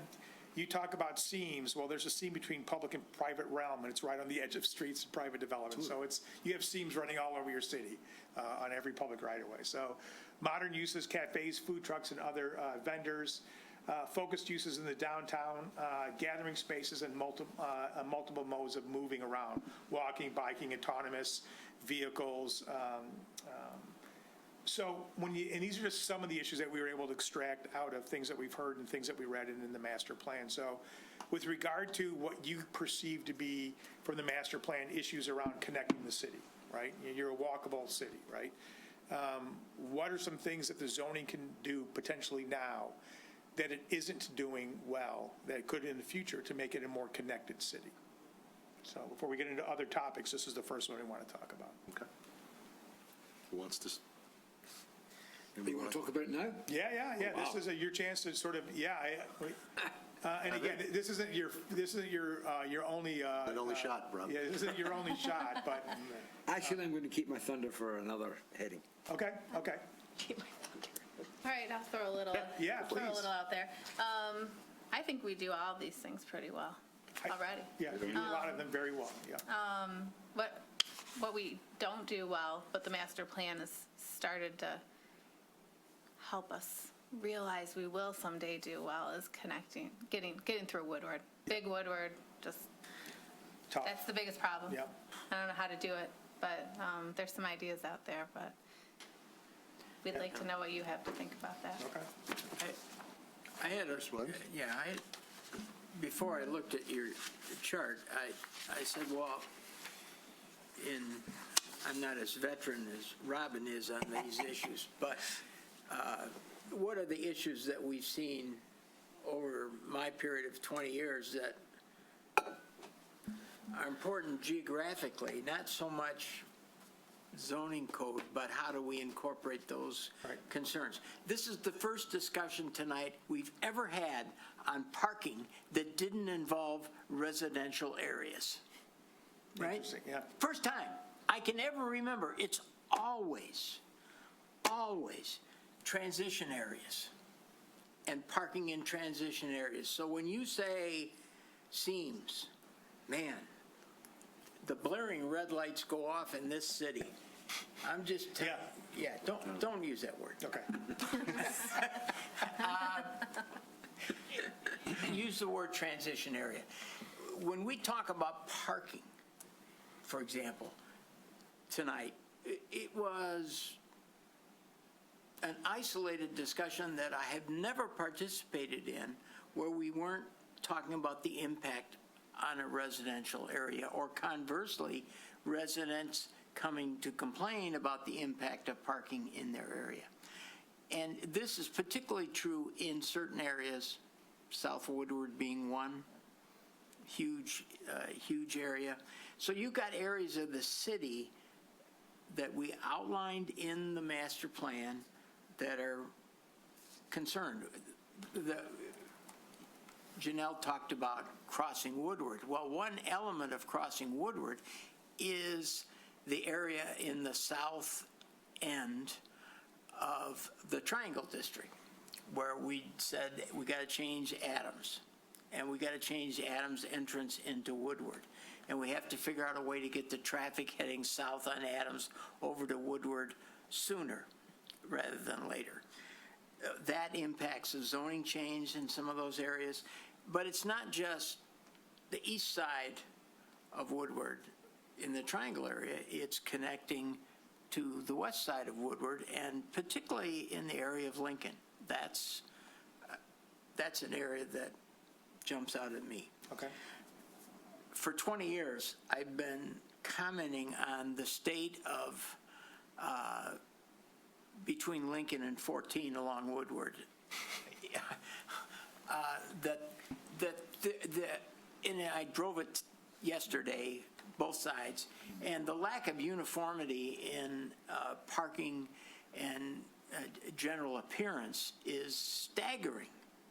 It's just staggering. And in some areas, we have neglected the neighborhoods, and we don't protect the neighborhoods from either the noise of Woodward or, frankly, the economic disruption of Woodward in some of those commercial areas. So the master plan dealt with some suggested things to do in the areas both east of the development along Woodward, on the east side of Woodward, and and area west on the west side of Woodward. That's an area of concern. And finally, I think those are the major, what I would call issues. But the transition areas is my way of saying, I don't like the word seam either, but transition area has been a steady nightmare for 20 years. And it's almost continuous. And the next project we get will involve that. And so and I have to say, we don't have a zoning code that makes it any easier for us to deal with it. Okay. Period. So those are my sort of overlay. That's good. You've seen the areas. Yep. And I agree totally with Janelle that Woodward is a huge impediment to connecting the city. I mean, and we have to figure out ways, or at least areas, where we can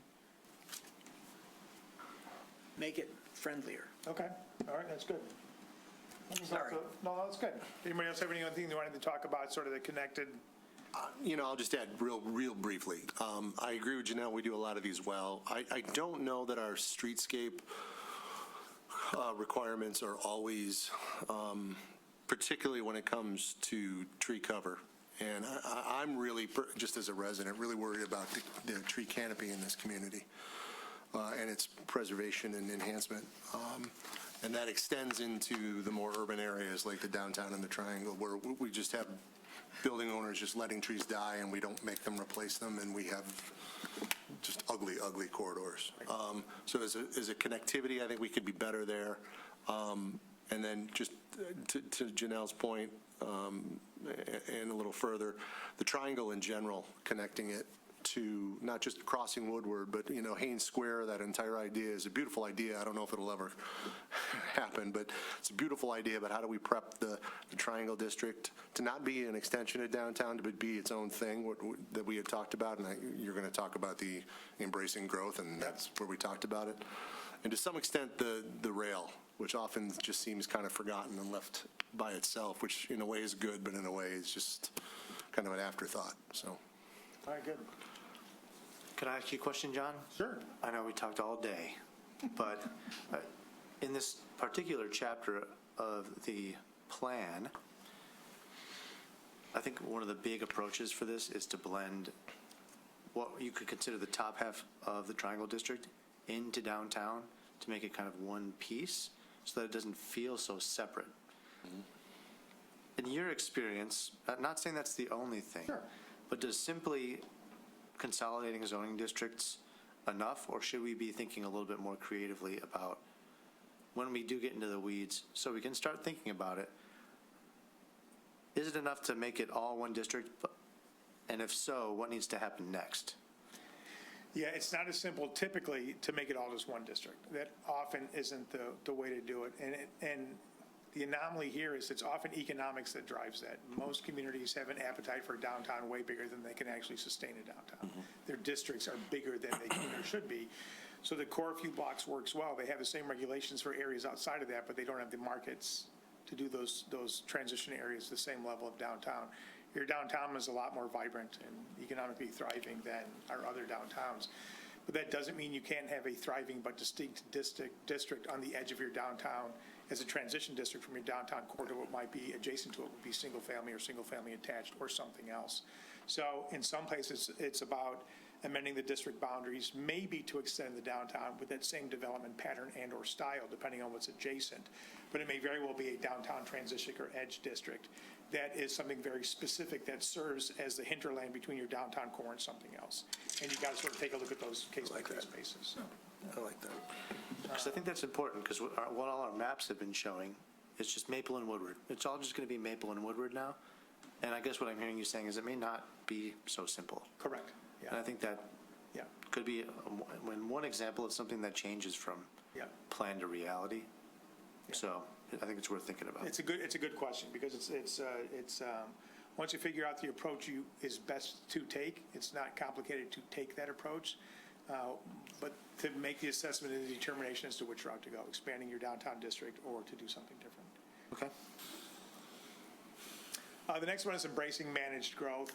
And like I said, you guys are growing, and not just by rapid population growth or geographic growth, but you have a lot of investment, a lot of reinvestment, a lot of redevelopment. You are a growing and thriving community. So when it comes to that, what design elements make neighborhoods feel more comfortable? You know, variety of housing types, variety of housing sizes, de-emphasizing garages, which I know is something that you guys have done a while ago, and it's paying off.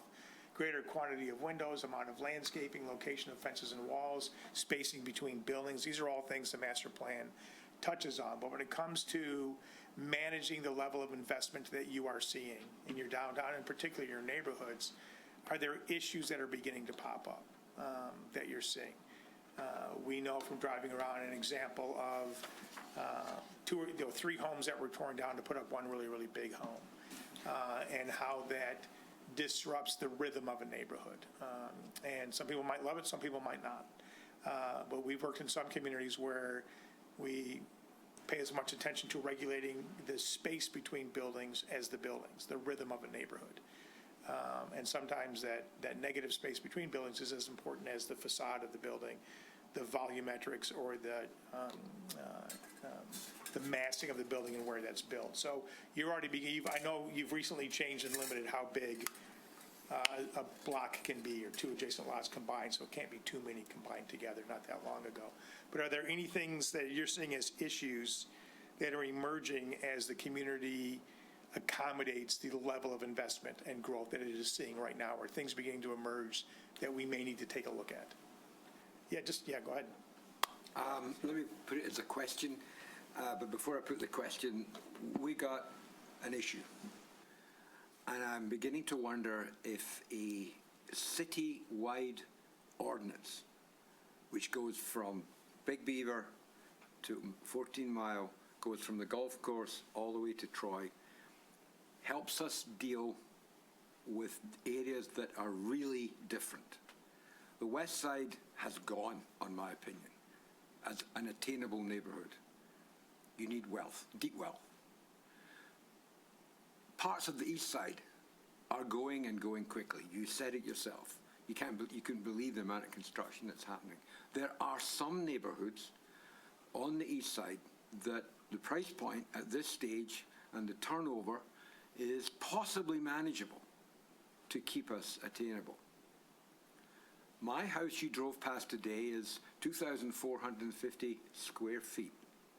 I've lived in it for 34 years. If I knocked it down tomorrow, I'd get $800,000 for it. It would be replaced by something that would go on the market at around $2.3 million.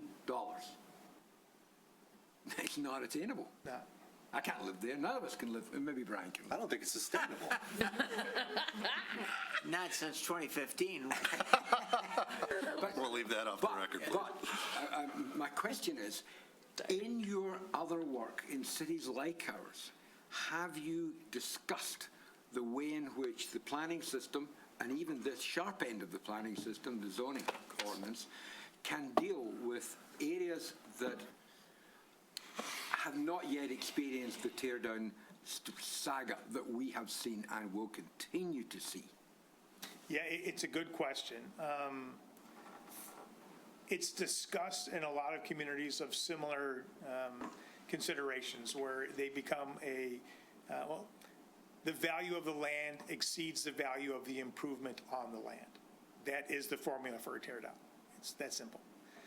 And where that begins to happen, there's a lot of discussion around it, but there's often lack of political will or appetite to put something in place to prevent it from continuing to happen. It's just sort of acknowledged as a challenge, if you will.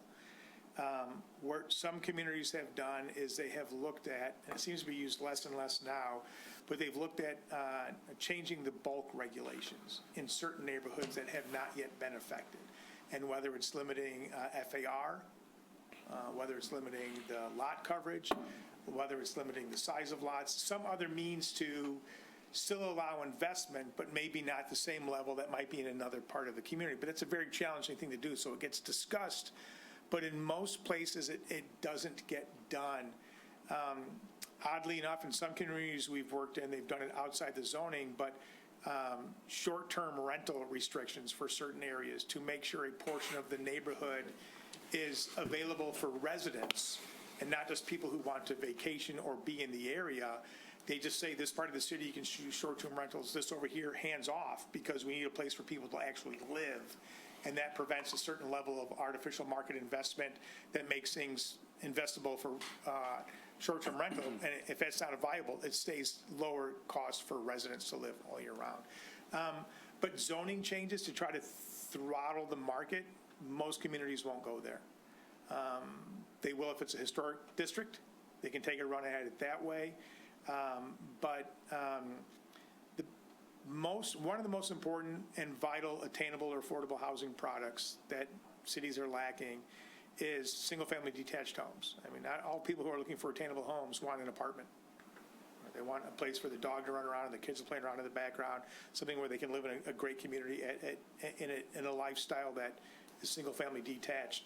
So just putting up apartment buildings, which even if they're attainable or affordable, it's one type of attainable unit. And what you're losing is historic, but not historic in terms of historic designation, but older, modest, well-maintained, very desirable, attainable product. And that's getting lost in communities that become rapidly popular or investable. So we could do some research to find out some people who might be doing a good job of that. I've not worked personally in one that has successfully been able to or had the will to take a shot legitimately trying to thwart that. Thank you. That's exactly the conclusion that we've reached. Sorry, I have reached. Yeah. So if you could think about it as we go forward, that would be great. Yeah, and we'll dig into it and see if we can't find anybody that's successfully been able to do it. It is a tough thing to grapple with. So. That was exactly going to be my question as well. Because we do still have some areas where we have 1,200 square foot ranch houses. Yeah, we saw several, yeah. We're losing them every day. But, they're perfect for seniors and for people downsizing and for young families, and we're losing them. So we know all that, and everything we just talked about, we know. Is there a way to, are there any incentives rather than, I don't think we're going to get away with a 1948 historic district or something over there, but are there incentives? Are there ways that we can incentivize developers or to not do what they're doing? Maybe residents, I don't know, but I don't know what those are, but it's the only positive way I can think of. Yeah, and again, we can dig into it more. I've seen communities take a run at not the affordability question, but the value of older homes question. Like, what a great old home, and what people will often say is, yeah, but it doesn't have the contemporary footprint or the size I want with the master bedroom and bath and blah blah blah whatever. And so they tear it down and build a new one. They said, well, what if we gave, and the FAR in that community was, let's say, 3.5. And they said, well, what if we allowed an FAR of 4 if you did an addition on the rear of an older home as opposed to ripping down the older home? So you get, as you drive through the neighborhoods, you see these cool older homes, and the addition was tastefully done, but on the back of the structure. So you maintain some of the history of place, but you still had larger living spaces by providing a slightly even larger home on the back of an older frontage home. So I've seen communities do that. That's interesting. Yeah, It seems I've worked in a couple houses where I've converted those 3-bedroom ranches to, 1 bedroom and a walk-in closet for an older couple downsizing. And they're in those neighborhoods and they work, but that sort of stuff, that's something that's pretty cool to think about. So that was a really interesting one. But again, didn't do anything with affordability.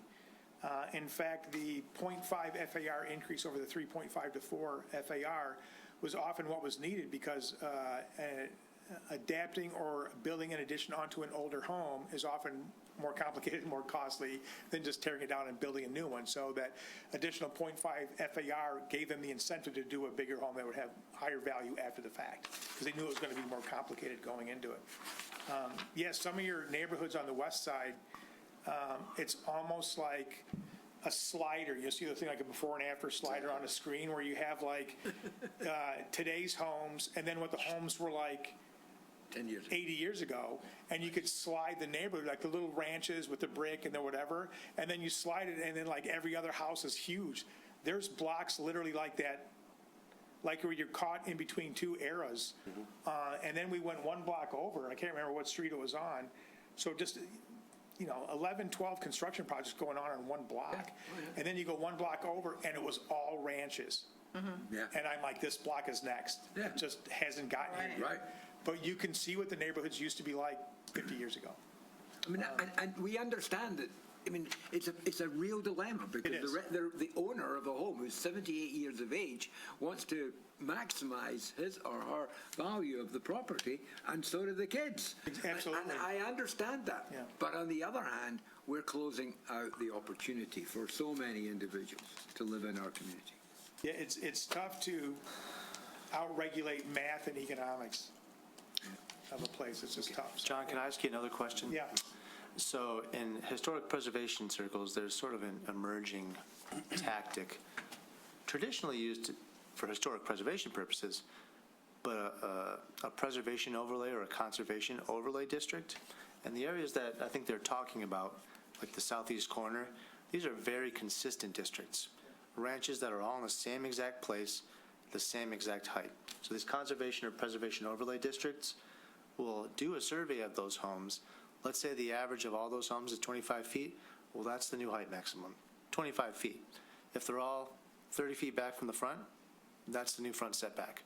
So we're writing district regulations based on that existing stock that's remaining to discourage new development because you can't go to 35 feet. Correct. You can't bring it 15 feet closer to the curb. It's not worth it anymore. Right. Do you have any experience in preservation or conservation overlay districts as a tactic? Yeah, and that gets done, usually provided there is enough of a character or built form in place to begin to protect. Totally. That's the Major key, qualifier, right? for sure. Where the integrity hasn't been diluted over time to where you can't justify snapping a chalk line and saying, now we're going to protect this area. You got to sort of do it before the fact, yeah. Agreed. And I think there's probably a couple other neighborhoods that might have just a few outliers as opposed to full blocks worth. So some are gone. Some are gone. Yeah. But I'm just curious if you've ever used one. There's a so. block in my town, and I can't remember the builder's name, but it's a protected block on both sides because about 90% of the homes, they're arts and crafts style homes. They're not big. They're not super modest, but they're not big or fancy. But they were all done by the same architect or builder duo. And so they've sort of like secured that. And you have to go through a lot of historic preservation hoops to finally get to demo one or do something with. They've been pretty successful at preserving that for a long time. Yeah. So. Okay. All right, and this is just examples of some of the different housing types that, communities seem to be falling over themselves to try to accommodate across the country. This is the missing middle stuff, the ADUs, the missing middles. Can I say one quick thing? Yeah. And just, we mostly want single family. Yes. Right, okay, so if we're going to try to pop some of these up in the middle of some neighborhoods, it's going to be really, Yeah, it's not going to happen, Okay, yeah. yeah, Yeah, and we talked about that today. In fact, Yeah. my observation was that you can delineate fairly distinctly the areas that are single-family residential, and they're never going to be diluted with anything other than single-family residential. And so my question is, if there's an appetite to explore any of this, where are the areas where you may be able to explore them? Because we know the areas where you're not. the seams, transitioning. That's exactly right. So that's exactly right. So, Let's create more problems for yes. us. But yeah, It's and true. this is something that, I've told our team and we've talked about is, we're not here to foist some national agenda or academic planning vision, or we're not here to do that. And we're not here to try to inject into your established neighborhood something that's not wanted. That's not our mission. So if there's an appetite to explore these somewhere, the question is, one, is there an appetite to explore this somewhere? And two, if there is, where specifically do we have to dial in to even consider it so we're not unnecessarily stressing people out where we don't want to put it? So we have no illusions or delusions about putting them into single-family neighborhoods. Yeah. So, but these are things that, again, as we try to diversify housing unit types or product type, age in place, all these things, do we have the ability to do this in Birmingham, and if so, where and to what extent? If the answer is no, the answer is no. But if the answer is yes, then we can get to work to try to figure out how to do it in a way that Birmingham thinks is cool. Do you know what's the most important aging in place provision here? What? The tax code. Yeah. The older you are, the longer you've stayed in your house, the less percentage of your income goes untaxed. Right. So all these oldies, like me, are sitting around paying almost nothing. Yeah. And it's making it very difficult to move. Yeah, because you can sell for a lot, but then where do you go to? And, oh, I know, I know. So you rot in your own place. Wow. There's a nice image. Oh, yeah. Nice image. You all have something to look forward to. Well, the point is, aging in place has got this real great connotation, Sounds great. which came out of the gerontological literature. But really, there's a lot more going on than that. Oh, 100%. It's yeah. not all Yeah. smiley faces. Right. All right, so again, just something to think about as we go through this process. Again, we're not trying to put duplexes, triplexes, quadplexes, or anything else into neighborhoods that don't want them. Not looking to do that. If there's an appetite to consider them or explore them, in what areas and to what extent. So the one concern I have, and I'm just going to say it, I don't mean to get into a big discussion. We went through a lot of these discussions in the master plan. Yep. And I have a big fear of these engagement meetings turning into trying to overturn the master plan. We've made decisions. Yep. And I don't want to relitigate those. We don't either, yeah. Well, here's my suggestion, my heartfelt pleading with you. Don't relitigate them. Yeah. So don't go into a meeting and say, well, where do you want it? Yeah. We've already made that Talk about decision. it, yeah. Say, these are the type of homes we're considering here. Right. How do you feel about those? That's great, but please just take, you know how to do this. I'm not implying you No, don't. Just, well, no. I don't want to read. No. That was the worst 87 years of my life. And it's funny, when we even said to the departments this afternoon, the zoning, and I said this at the interviews, the zoning process is not the process to figure out policy. The policy has to be done in the plan.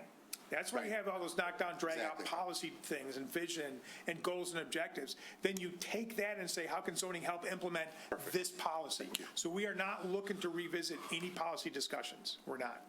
Because that's where most cities derail zoning. And why a zoning ordinance that should take a year and a half takes 7 years, because they're figuring out policy as they write regulations, and that's brutal. So point well taken. We'll make sure we're careful about how we engage in words, so we're not relitigating policy. We do not want to do that. You're spot on. Thank you. All right, retain neighborhood quality, again, this is, right, there isn't one thing that defines Birmingham, obviously, but your neighborhoods are a big part of that DNA, clearly, right? So retain neighborhood quality, and what does that mean? What does it look like to have some of these services maybe closer to home in those commercial areas that are adjacent to or smaller areas near residential? So restaurants, cafes, convenience retail, daycare, nail or hair salons, banking or financial institutions, gas stations, car washes. We talked before about some of these commercial areas that are smaller near the neighborhoods, not by the downtown, but they may have the opportunity for a small bakery or a neighborhood coffee shop or whatever, but maybe the parking is way too onerous, and they just can't do something that is designed for people in a few blocks to walk there and get a coffee. So We have those examples right now. yeah. Come to us, they ask to put things in, and we go, we'd like to, but. Right. And so that was a great way you phrased that. We'd like to, but what if we could remove the but? Yeah. And say, oh, we'd love to, and then get at it. So what's the but? I go, what's the thing that's preventing us from accommodating that? I guess we should look at that, so. Yeah. Yes. Is there anything that comes to mind? I mean, I just mentioned parking anecdotally, but anything that comes to mind that prevents some entrepreneurial investment or energy in some of these areas? It's always parking. It's always parking. There you go. Parking and traffic is what Okay. it's on. Yeah. All right. But we've got some good examples. We have. do. We really do. We beat ourselves, we're always hitting ourselves, but we've actually got some really good examples. Yeah. And we just need to get that into the code and get that promoted through the code. I think that would be valuable. All right, so that's what we need to do then, because it's, a lot of things that make a neighborhood great aren't just the homes, right? It's the other things that are within walking distance to where you live, right? Two points. 4 of those pictures are pictures that I would be horrified to see come before this board. The upper right, the lower left, the lower right, I don't know which one. Yeah, I mean, no offense against Yeah. the 7-Eleven or a Yeah, no, I hear you. standing free car Yeah. wash or a drive-through or Yeah. a bank with a big parking lot or another gas station. Yeah. That's not at all. You want like a what I bakery, see. a small coffee and tea Well, shop. whatever it may or be. something, And the second point that ties to that is the big emphasis of the master plan was the neighborhoods. Yes. The residential neighborhoods and protecting them and enhancing them. And I just warn you as you go in, this slide is all about the mixed-use neighborhoods and Woodward and the things we don't want. Well, I think So that- I'm just reacting to Yeah, photos. no, I that- just, and that's valid. So, and I think what we're trying to figure out here is not to alter the residential component of neighborhoods, but the areas or the things that are near or proximate or on the perimeter of neighborhoods that aren't residential that add to the amenityness of the neighborhood. But part of the retaining neighborhood quality that the residents spoke of during the master plan process was about the residential neighborhood quality. Right. And it ties specifically to what Robin brought up about these smaller homes in certain neighborhoods, the Torrey neighborhood that is being ravaged at times, according to certain people. Yeah. With just these tech houses that are popping up and just construction to the left, to the right of everybody in these beautiful homes that could be the starter family home of Birmingham neighborhood. So, I don't know, I'm just throwing out to you that Yeah. residential neighborhoods is not about just the fringes, it's about how do we Correct. define each neighborhood, and to Robin's point, maybe that means there's different zoning for different neighborhoods. That was a huge point of contention with the residents. They wanted to acknowledge that a 40-foot lot was different than a 100-foot lot, that Corton Lake was different than Torrey, and they wanted someone to help fix each area. So I don't think we can say we're walking away and we're just not going to touch anything in there. I think we have to acknowledge that there are different types of residential neighborhoods, and what does that mean? I don't know what it means. I think for sure, there's different ways to regulate that, yeah. Well, I mean, I'll just ask you this, and I don't know that I wouldn't ask the public, I'm asking you, like, there's issues of, so residential development, there are two different ways to regulate it, really. There's bulk regulations, height setback, lot area coverage, FAR. And then there's design regulations, which are the design attributes of that volume once that's defined. You have the bulk regulations in place, but not really design regulations for single family. Not saying what I like or don't like, because I don't want to tip my hand. Is this a community that would entertain, like, or isn't interested in the design? You already have the bulk regs, and we can look at those, but the design side of single family. Oh, what do you think? I'm just curious where your heads are at. I don't know. Do you think they would? I think we'd like, We've had a lot of discussion, and I think it falls into a variety of different pots. Some say that the diversity that comes because you don't have regulations is what they quite like. And others say, no, we want to make sure that our design regs are designed in such a way that we do see a sort of a style, of a Birmingham style. But then you're asked, well, what is a Birmingham style? And that's when the rubber hits the proverbial. so I'm somewhere in between. I know. Were you done? My thought is like, no, don't tell us what color to paint our houses, but do give us some, maybe propose the idea of some quality of materials or something like that, like we do in our commercial development, right? Maybe that can help us understand. I do think our bulk height, that needs a lot of looking at, in my opinion. Okay. Have it, it's not very good. And here's part of the problem, and I can get specific for a second. I know we're running long tonight. Yeah, I but, know. Let's see, let's go with R4, is it, or R3? Wait a minute, Have it right I'm just in, aren't gonna, you? let me pull some notes out. R3, we've got minimum lot coverage in R3 of 4,500 square feet. So there's a set of rules that go along with that, right? Height and setbacks and everything else. And then within our R3, we have a bunch of properties that are under the 4,500 square foot, right? So then there's a whole nother set of rules that you have to abide by where they go and they're changing the rules for the above 45. And you can be within feet. It doesn't matter. So there, and then beyond that, there's an arbitrary number set if you get up to, that they've set somewhere above 4,500 that has no rhyme or reason to it. Let's say, it might be 6,000 in the R3. If you're in R3 and you're 6,000 square feet, then there's another set of rules. And these can all be houses right next to each other on the same street. So if that's the way it's going to be, okay, that's fine. But we really need to clean this stuff up, because this is going on in every single one of our residential districts. R1, R2, R3, they all have this many different things happening. It makes it confusing for us when we're looking to try to understand how we can or can't develop. Way more confusing for people. As a builder. Way more confusing for people who don't look at this stuff every day, right? And Seems unnecessarily it's complicated. so unnecessarily complicated.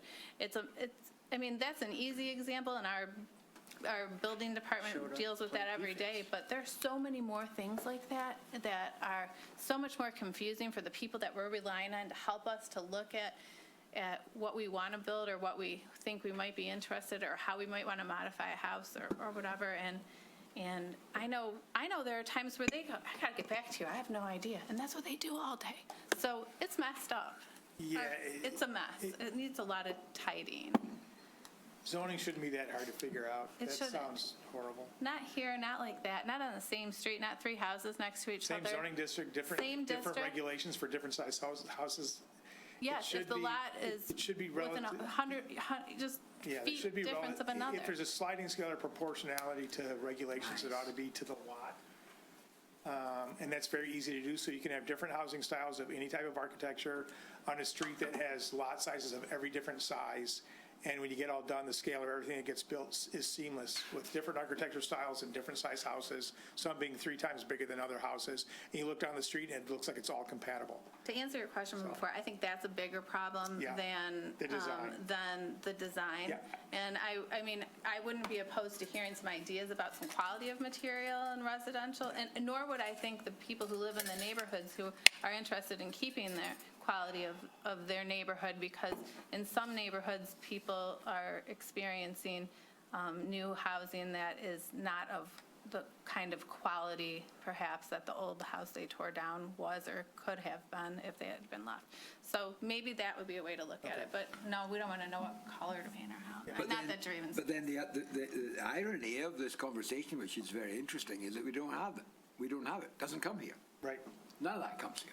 Oh, yeah, we don't know that. Yeah. We don't sit there.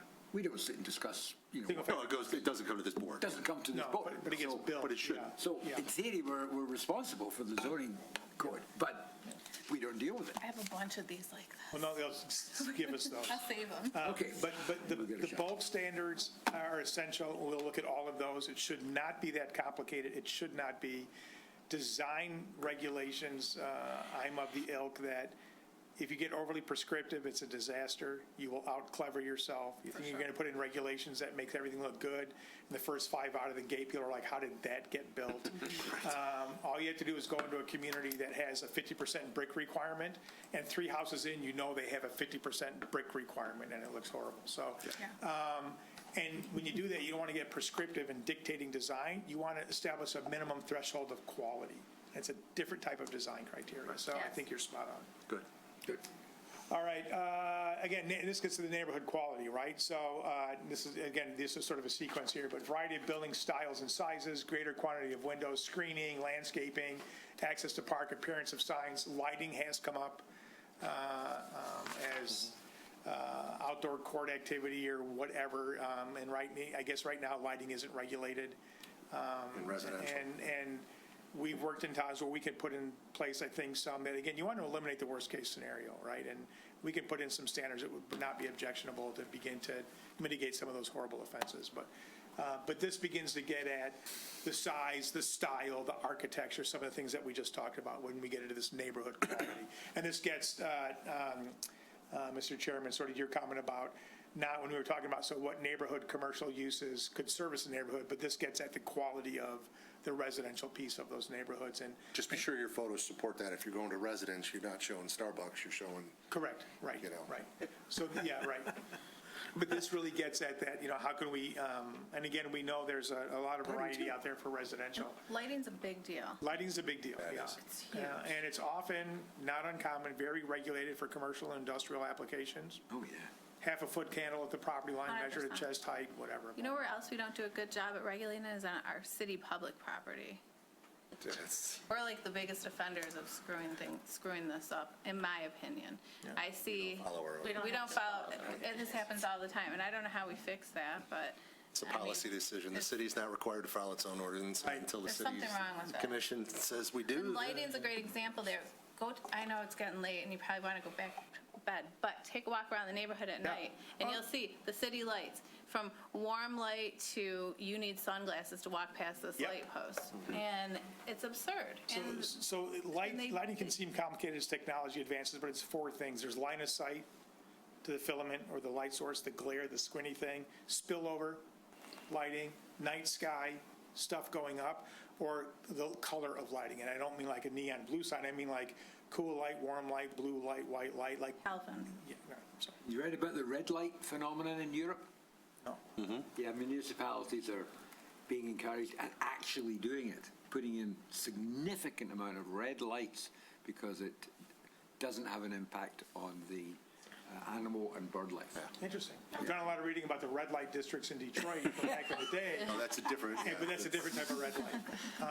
And why they now have separation requirements for adult usage. But anyway. Hey, John, on that note, when you talk about lighting, do you use, in your experience, like the IENS stuff, or have you moved on to some of the newer stuff, like the bug rating systems, backlight, uplight, glare, like that kind of thing? Yeah, I know it's pretty new, but It's I the think we're looking newer for stuff. new. Lighting, everybody talks about, building and standards have changed, or building techniques or quality material, construction has changed. Lighting technology is evolving crazy fast in the last few years, so we use the latest terminology we can get a hold of. Unless the city says this is too complicated to keep it simple, we're not getting to that level of regulation. it's really complicated right now, so It is. I'm looking for simpler, Yeah. so. Simpler is better, I think, so we can do that. Okay. Parking, we've heard that parking is already an issue from a lot of different folks. And to one person said, please examine our parking's a mess. It's way off. And I go, do you require too little or too much? They said, we require way too much parking. But you drive around town and parking is in big demand. So we will take a look at all your parking requirements. One thing that we talked about, I don't remember how it was reflected in the master plan, but in the downtown area, to utilize the city structures with respect to additional residential, so that we would eliminate some of the on-site parking requirements for residential areas in the downtown area. And I don't know, I can't remember now whether we incorporated that or not. We didn't. I think we left it as a further study because it's a policy decision. Yeah, it is. By the way, the building you've got there, we could spend a good hour telling Yeah. you all about Yeah. that building and how it was built and who was in it, and then what happened and how we got the uses in there and how they're being used. It's a story. How much of the Yeah, land hour-long they're going to give apology. to the city On to the make city, a park?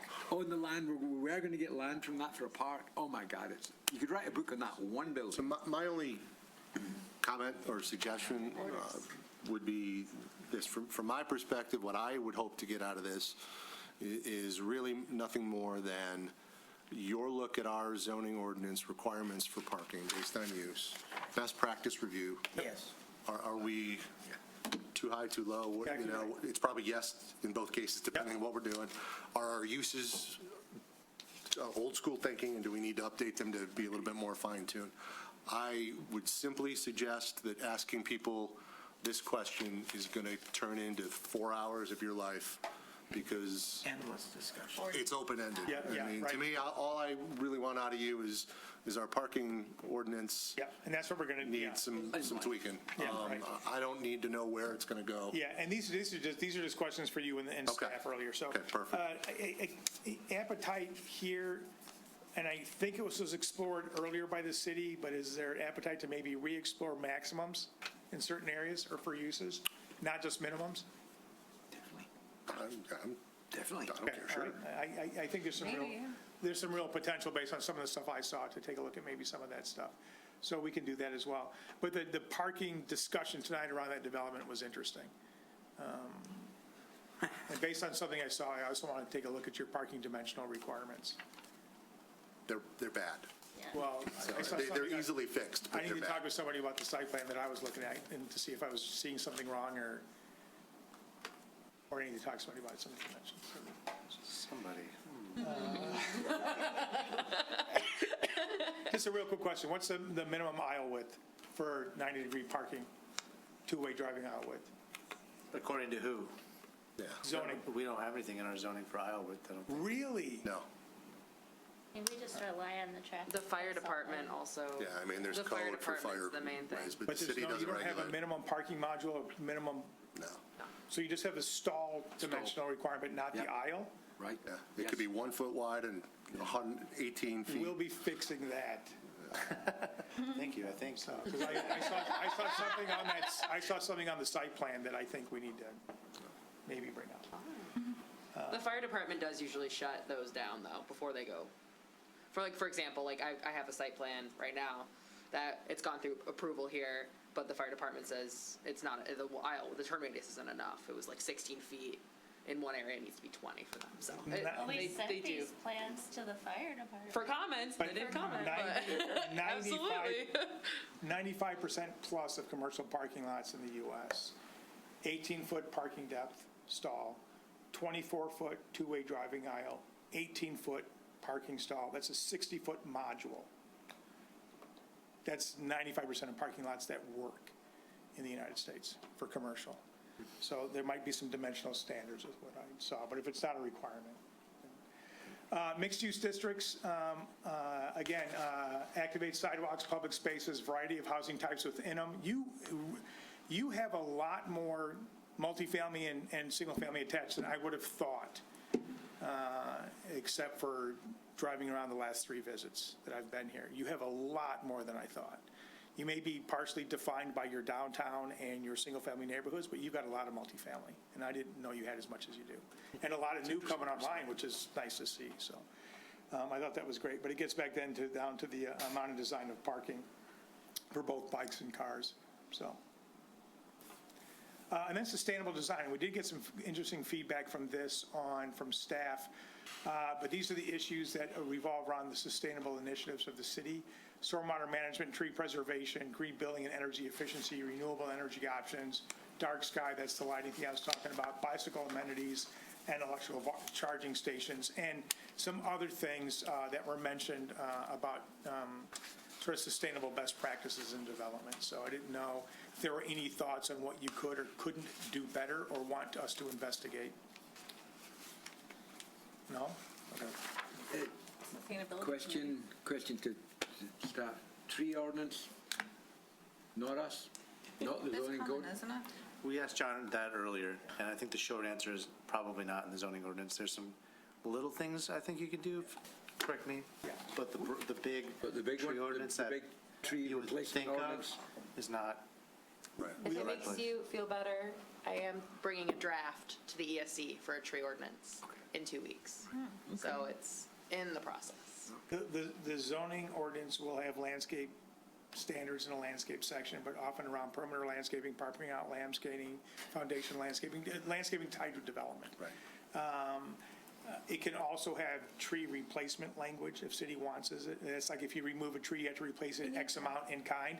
But a tree preservation ordinance, which is language around preventing trees from coming down, whole nother ballywick, not in zoning, and those are challenging to get across the finish line. Correct. Okay. I've worked on several. so. Yes. All right, and then development review process, and this is one where we think we can clean things up, and that is what you have to do to get things approved, right? What is the process, what are the requirements, what's the timing, who you got to see, in what sequence? There's a little bit of ambiguity around a lot of moving parts to get things approved and reviewed, and we think we can clean that up quite a bit.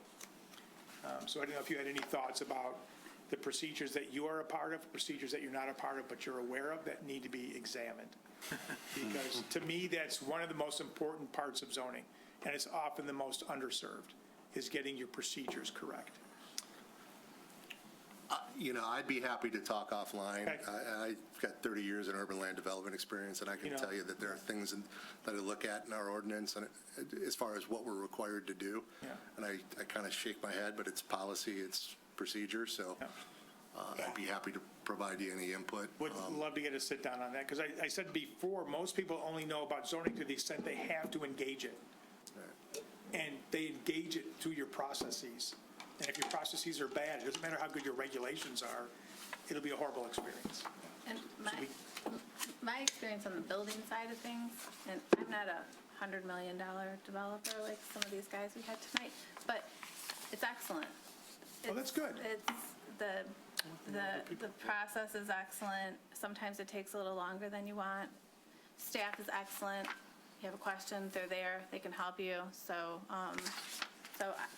I actually think this. So that's great to hear. This is a That's really good to hear. place. Now, you might want to talk to the big guys. They probably have a different answer, or maybe they don't. But they do a good job as far as. They'd say whatever it takes to get the development approved. So. Yeah. And John, I think I'm self-serving. I think it's entirely tied to staff here. Yeah. I think we have a really good staff in both the building and the planning department, every department. Absolutely. That make 100%. these complicated things that I think can be improved simple. Yeah. And people know to call us to do that, as opposed to cracking open the zoning ordinance and trying to make sense of it. Yeah. So for those that do, I think there are some improvements, but thank you for saying so. I tend to agree. Yeah.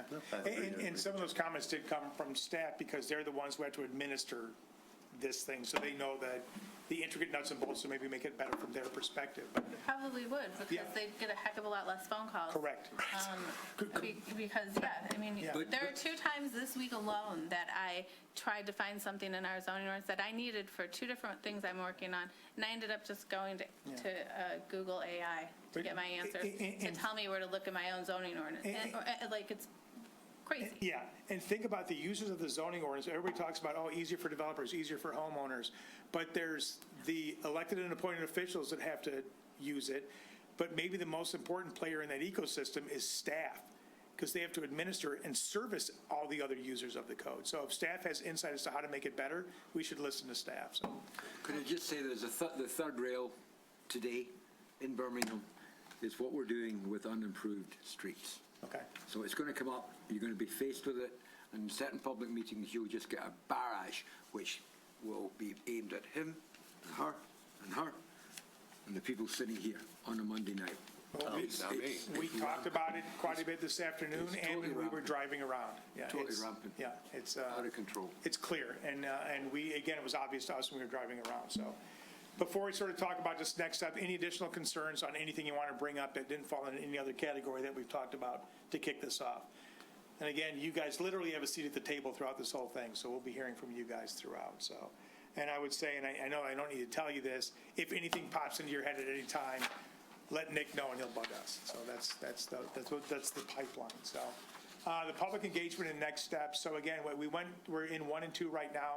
Step number 3, that's an existing ordinance analysis and preliminary recommendations. That will be a diagnostic of your existing code, our observations, some insights from best practice analysis that we think might be applicable, and then our preliminary framework on what we think we ought to be recommending before we start writing anything.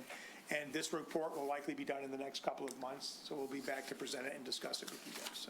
So that's sort of the next thing. And then you can see the other things that we'll begin to deliver after that, but the next engagement would be in a couple of months when we come back. There's a zoning ordinance kickoff open house tomorrow from 6 to 7:30 at the library. We'll be able to give people sort of like the zoning 101, let them know what the process is, answer questions. Again, we're not making any recommendations yet. We're just sort of gauging their initial take at the beginning of the project. So that's it. I know it was a lot. It was a long meeting for you guys. We're thrilled to be here. We think it's going to be a blast. It's different to work in a community. You work in communities often for 2 reasons. One, the issues they're facing are due to their lack of success, and they need to change things to be more successful. Then you work in communities that the issues they are facing are because of their success. You fall in that camp, and there aren't many that fall in that camp. Those are more challenging often to address in the community that is failing, and they're looking to change things to address the issues because they're failing. than one that is doing so well. They're just trying to calibrate and dial in on some things because they're exposing cracks because they're doing so much well.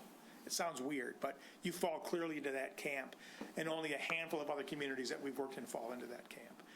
So it's a unique subset of communities to be in, and you're definitely in that. So we're super stoked to be on this project, thrilled we were selected. Goes without saying, you have an amazing town. I mean, come on, it's remarkable. And today was a picture-perfect postcard day, too. You dialed in a good one for us to start with, so we appreciate it. So that's it. I know it's late, but we're thrilled to be on board and look forward to working with you on the project. Fantastic. That was excellent. Really good. Fantastic, robust discussion. Appreciate you being here, and looking forward to it. Thank you very much. Thanks, everything. Thanks, John. All right, excellent. Moving forward, any other items? We've got any questions on the project updates? Any questions on the administrative approval? Someone painted their building white. Agenda for May 13th, pardon me, Mr. Dupuy. We've added another small little project. Small item. And then Tara is here for outdoor dining changes. Okay? Yeah. We've got a standing session for the zoning ordinance. I don't know if there'll be much there. No. But that's kind of on the agenda just as a standing item, correct? Right. So that'll be for May 13th. There is no second meeting in May, so the next meeting would be in June somehow already. Excellent. Chairman? Yes, Mr. The consultants here, is the website up that you were having? Yes. Website? Yes. So address? It's actually, we decided to host it on our own webpage this time, as opposed to them creating a separate, Okay. or hosting a separate, whatever the term is, whatever. Yeah. It's bhamgov/zoning ordinance update. Zoning ordinance update. Yeah, that's a good idea. Keep It's it on on. the city's homepage. or the city's Yeah, website. that's where it should be. So we've We got, go there and play with it already and sort of, send in some stuff? Okay. so there's not like a comment portal, but yes, everything that we're doing is going to land on that page. So the survey's on there, the open house stuff is on there, social media and stuff is on there. We intended to work like when McKenna had our separate 2040 plan page, same way, just within our own site. Excellent. Documents will live there. Scott, before you let us go, I wanted to do two things. You got administrative approval or? Yeah, I got a line in the hallway of pre-apps waiting for me. Fantastic. I told him to wait. Pre-app Nick. That joint meeting is June 15th. It's going to come up quick because we have a May and not a second meeting in May, so June the 15th. June is going to kind of like. So we've got to do it because we've got to update the commission. So we'll start probably in May, bringing you some ideas besides the zoning ordinance, if anything, because I need to dial that in soon. All right. The second thing is I thought you should know that the site plan for the Hunter House site is officially expired. Oh, my God. So it is, their entitlements are no longer, No. but I think you'll be potentially pleasantly surprised when it comes back soon. The old Hunter House site. Yes. Oh, right. The Hamburg, what Hamburger heaven. the white box. Better burgers. The white box. They've got a new team, and it's nothing against any of the old team. I think they're taking my recommendation to really freshen it up. Freshen up the faces, freshen up the proposal. Just start from scratch. So be prepared, because I think that's coming back this summer. Wow. Wow. All right? This is The going to be two quite the summer. most big important summer. corners in all of southeastern Michigan. In the whole country, the world. All right. Last bit of business, Mr. Curry. Two things really quick. Based on your presentation and the interaction with the board and filling their questions, I think it reinforces to me that you are a fantastic choice for this job. Secondly, would any of the board members be welcome to participate in your symposiums, or your focus groups, or? So again, we never say people can't come, right? And so like a lot of times elected or appointed officials will come. So if your heart's burning desire is to attend, by all means. We often recommend that elected and appointed officials not, so we get more candid discussion. And that may or may not pan out, but I have been at meetings where someone might, with all the best intentions, says like, Carl, city manager Carl or plan commission member Carl, like, Carl, like 3 years ago, you approved this. I don't know what you were thinking about when you did that. And as opposed to having a conversation, third-party perspective opens us up to a lot more candid conversation. So if you want to, we're not going to say no, but we typically recommend that it just be us in a room so we get more candid conversation. Well, nobody knows who I am anyway. I think it might be, I would be Feel free. I'd be a beneficiary of the, Yeah, so I might tell you That's no, our answer, so. we're not even going, just for the record. Oh. It's only them. We'll see you all at the open House. At the open house. Oh, you're going to Smiley drink. faces. Any other business before the board? No. Hearing that, meeting adjourned.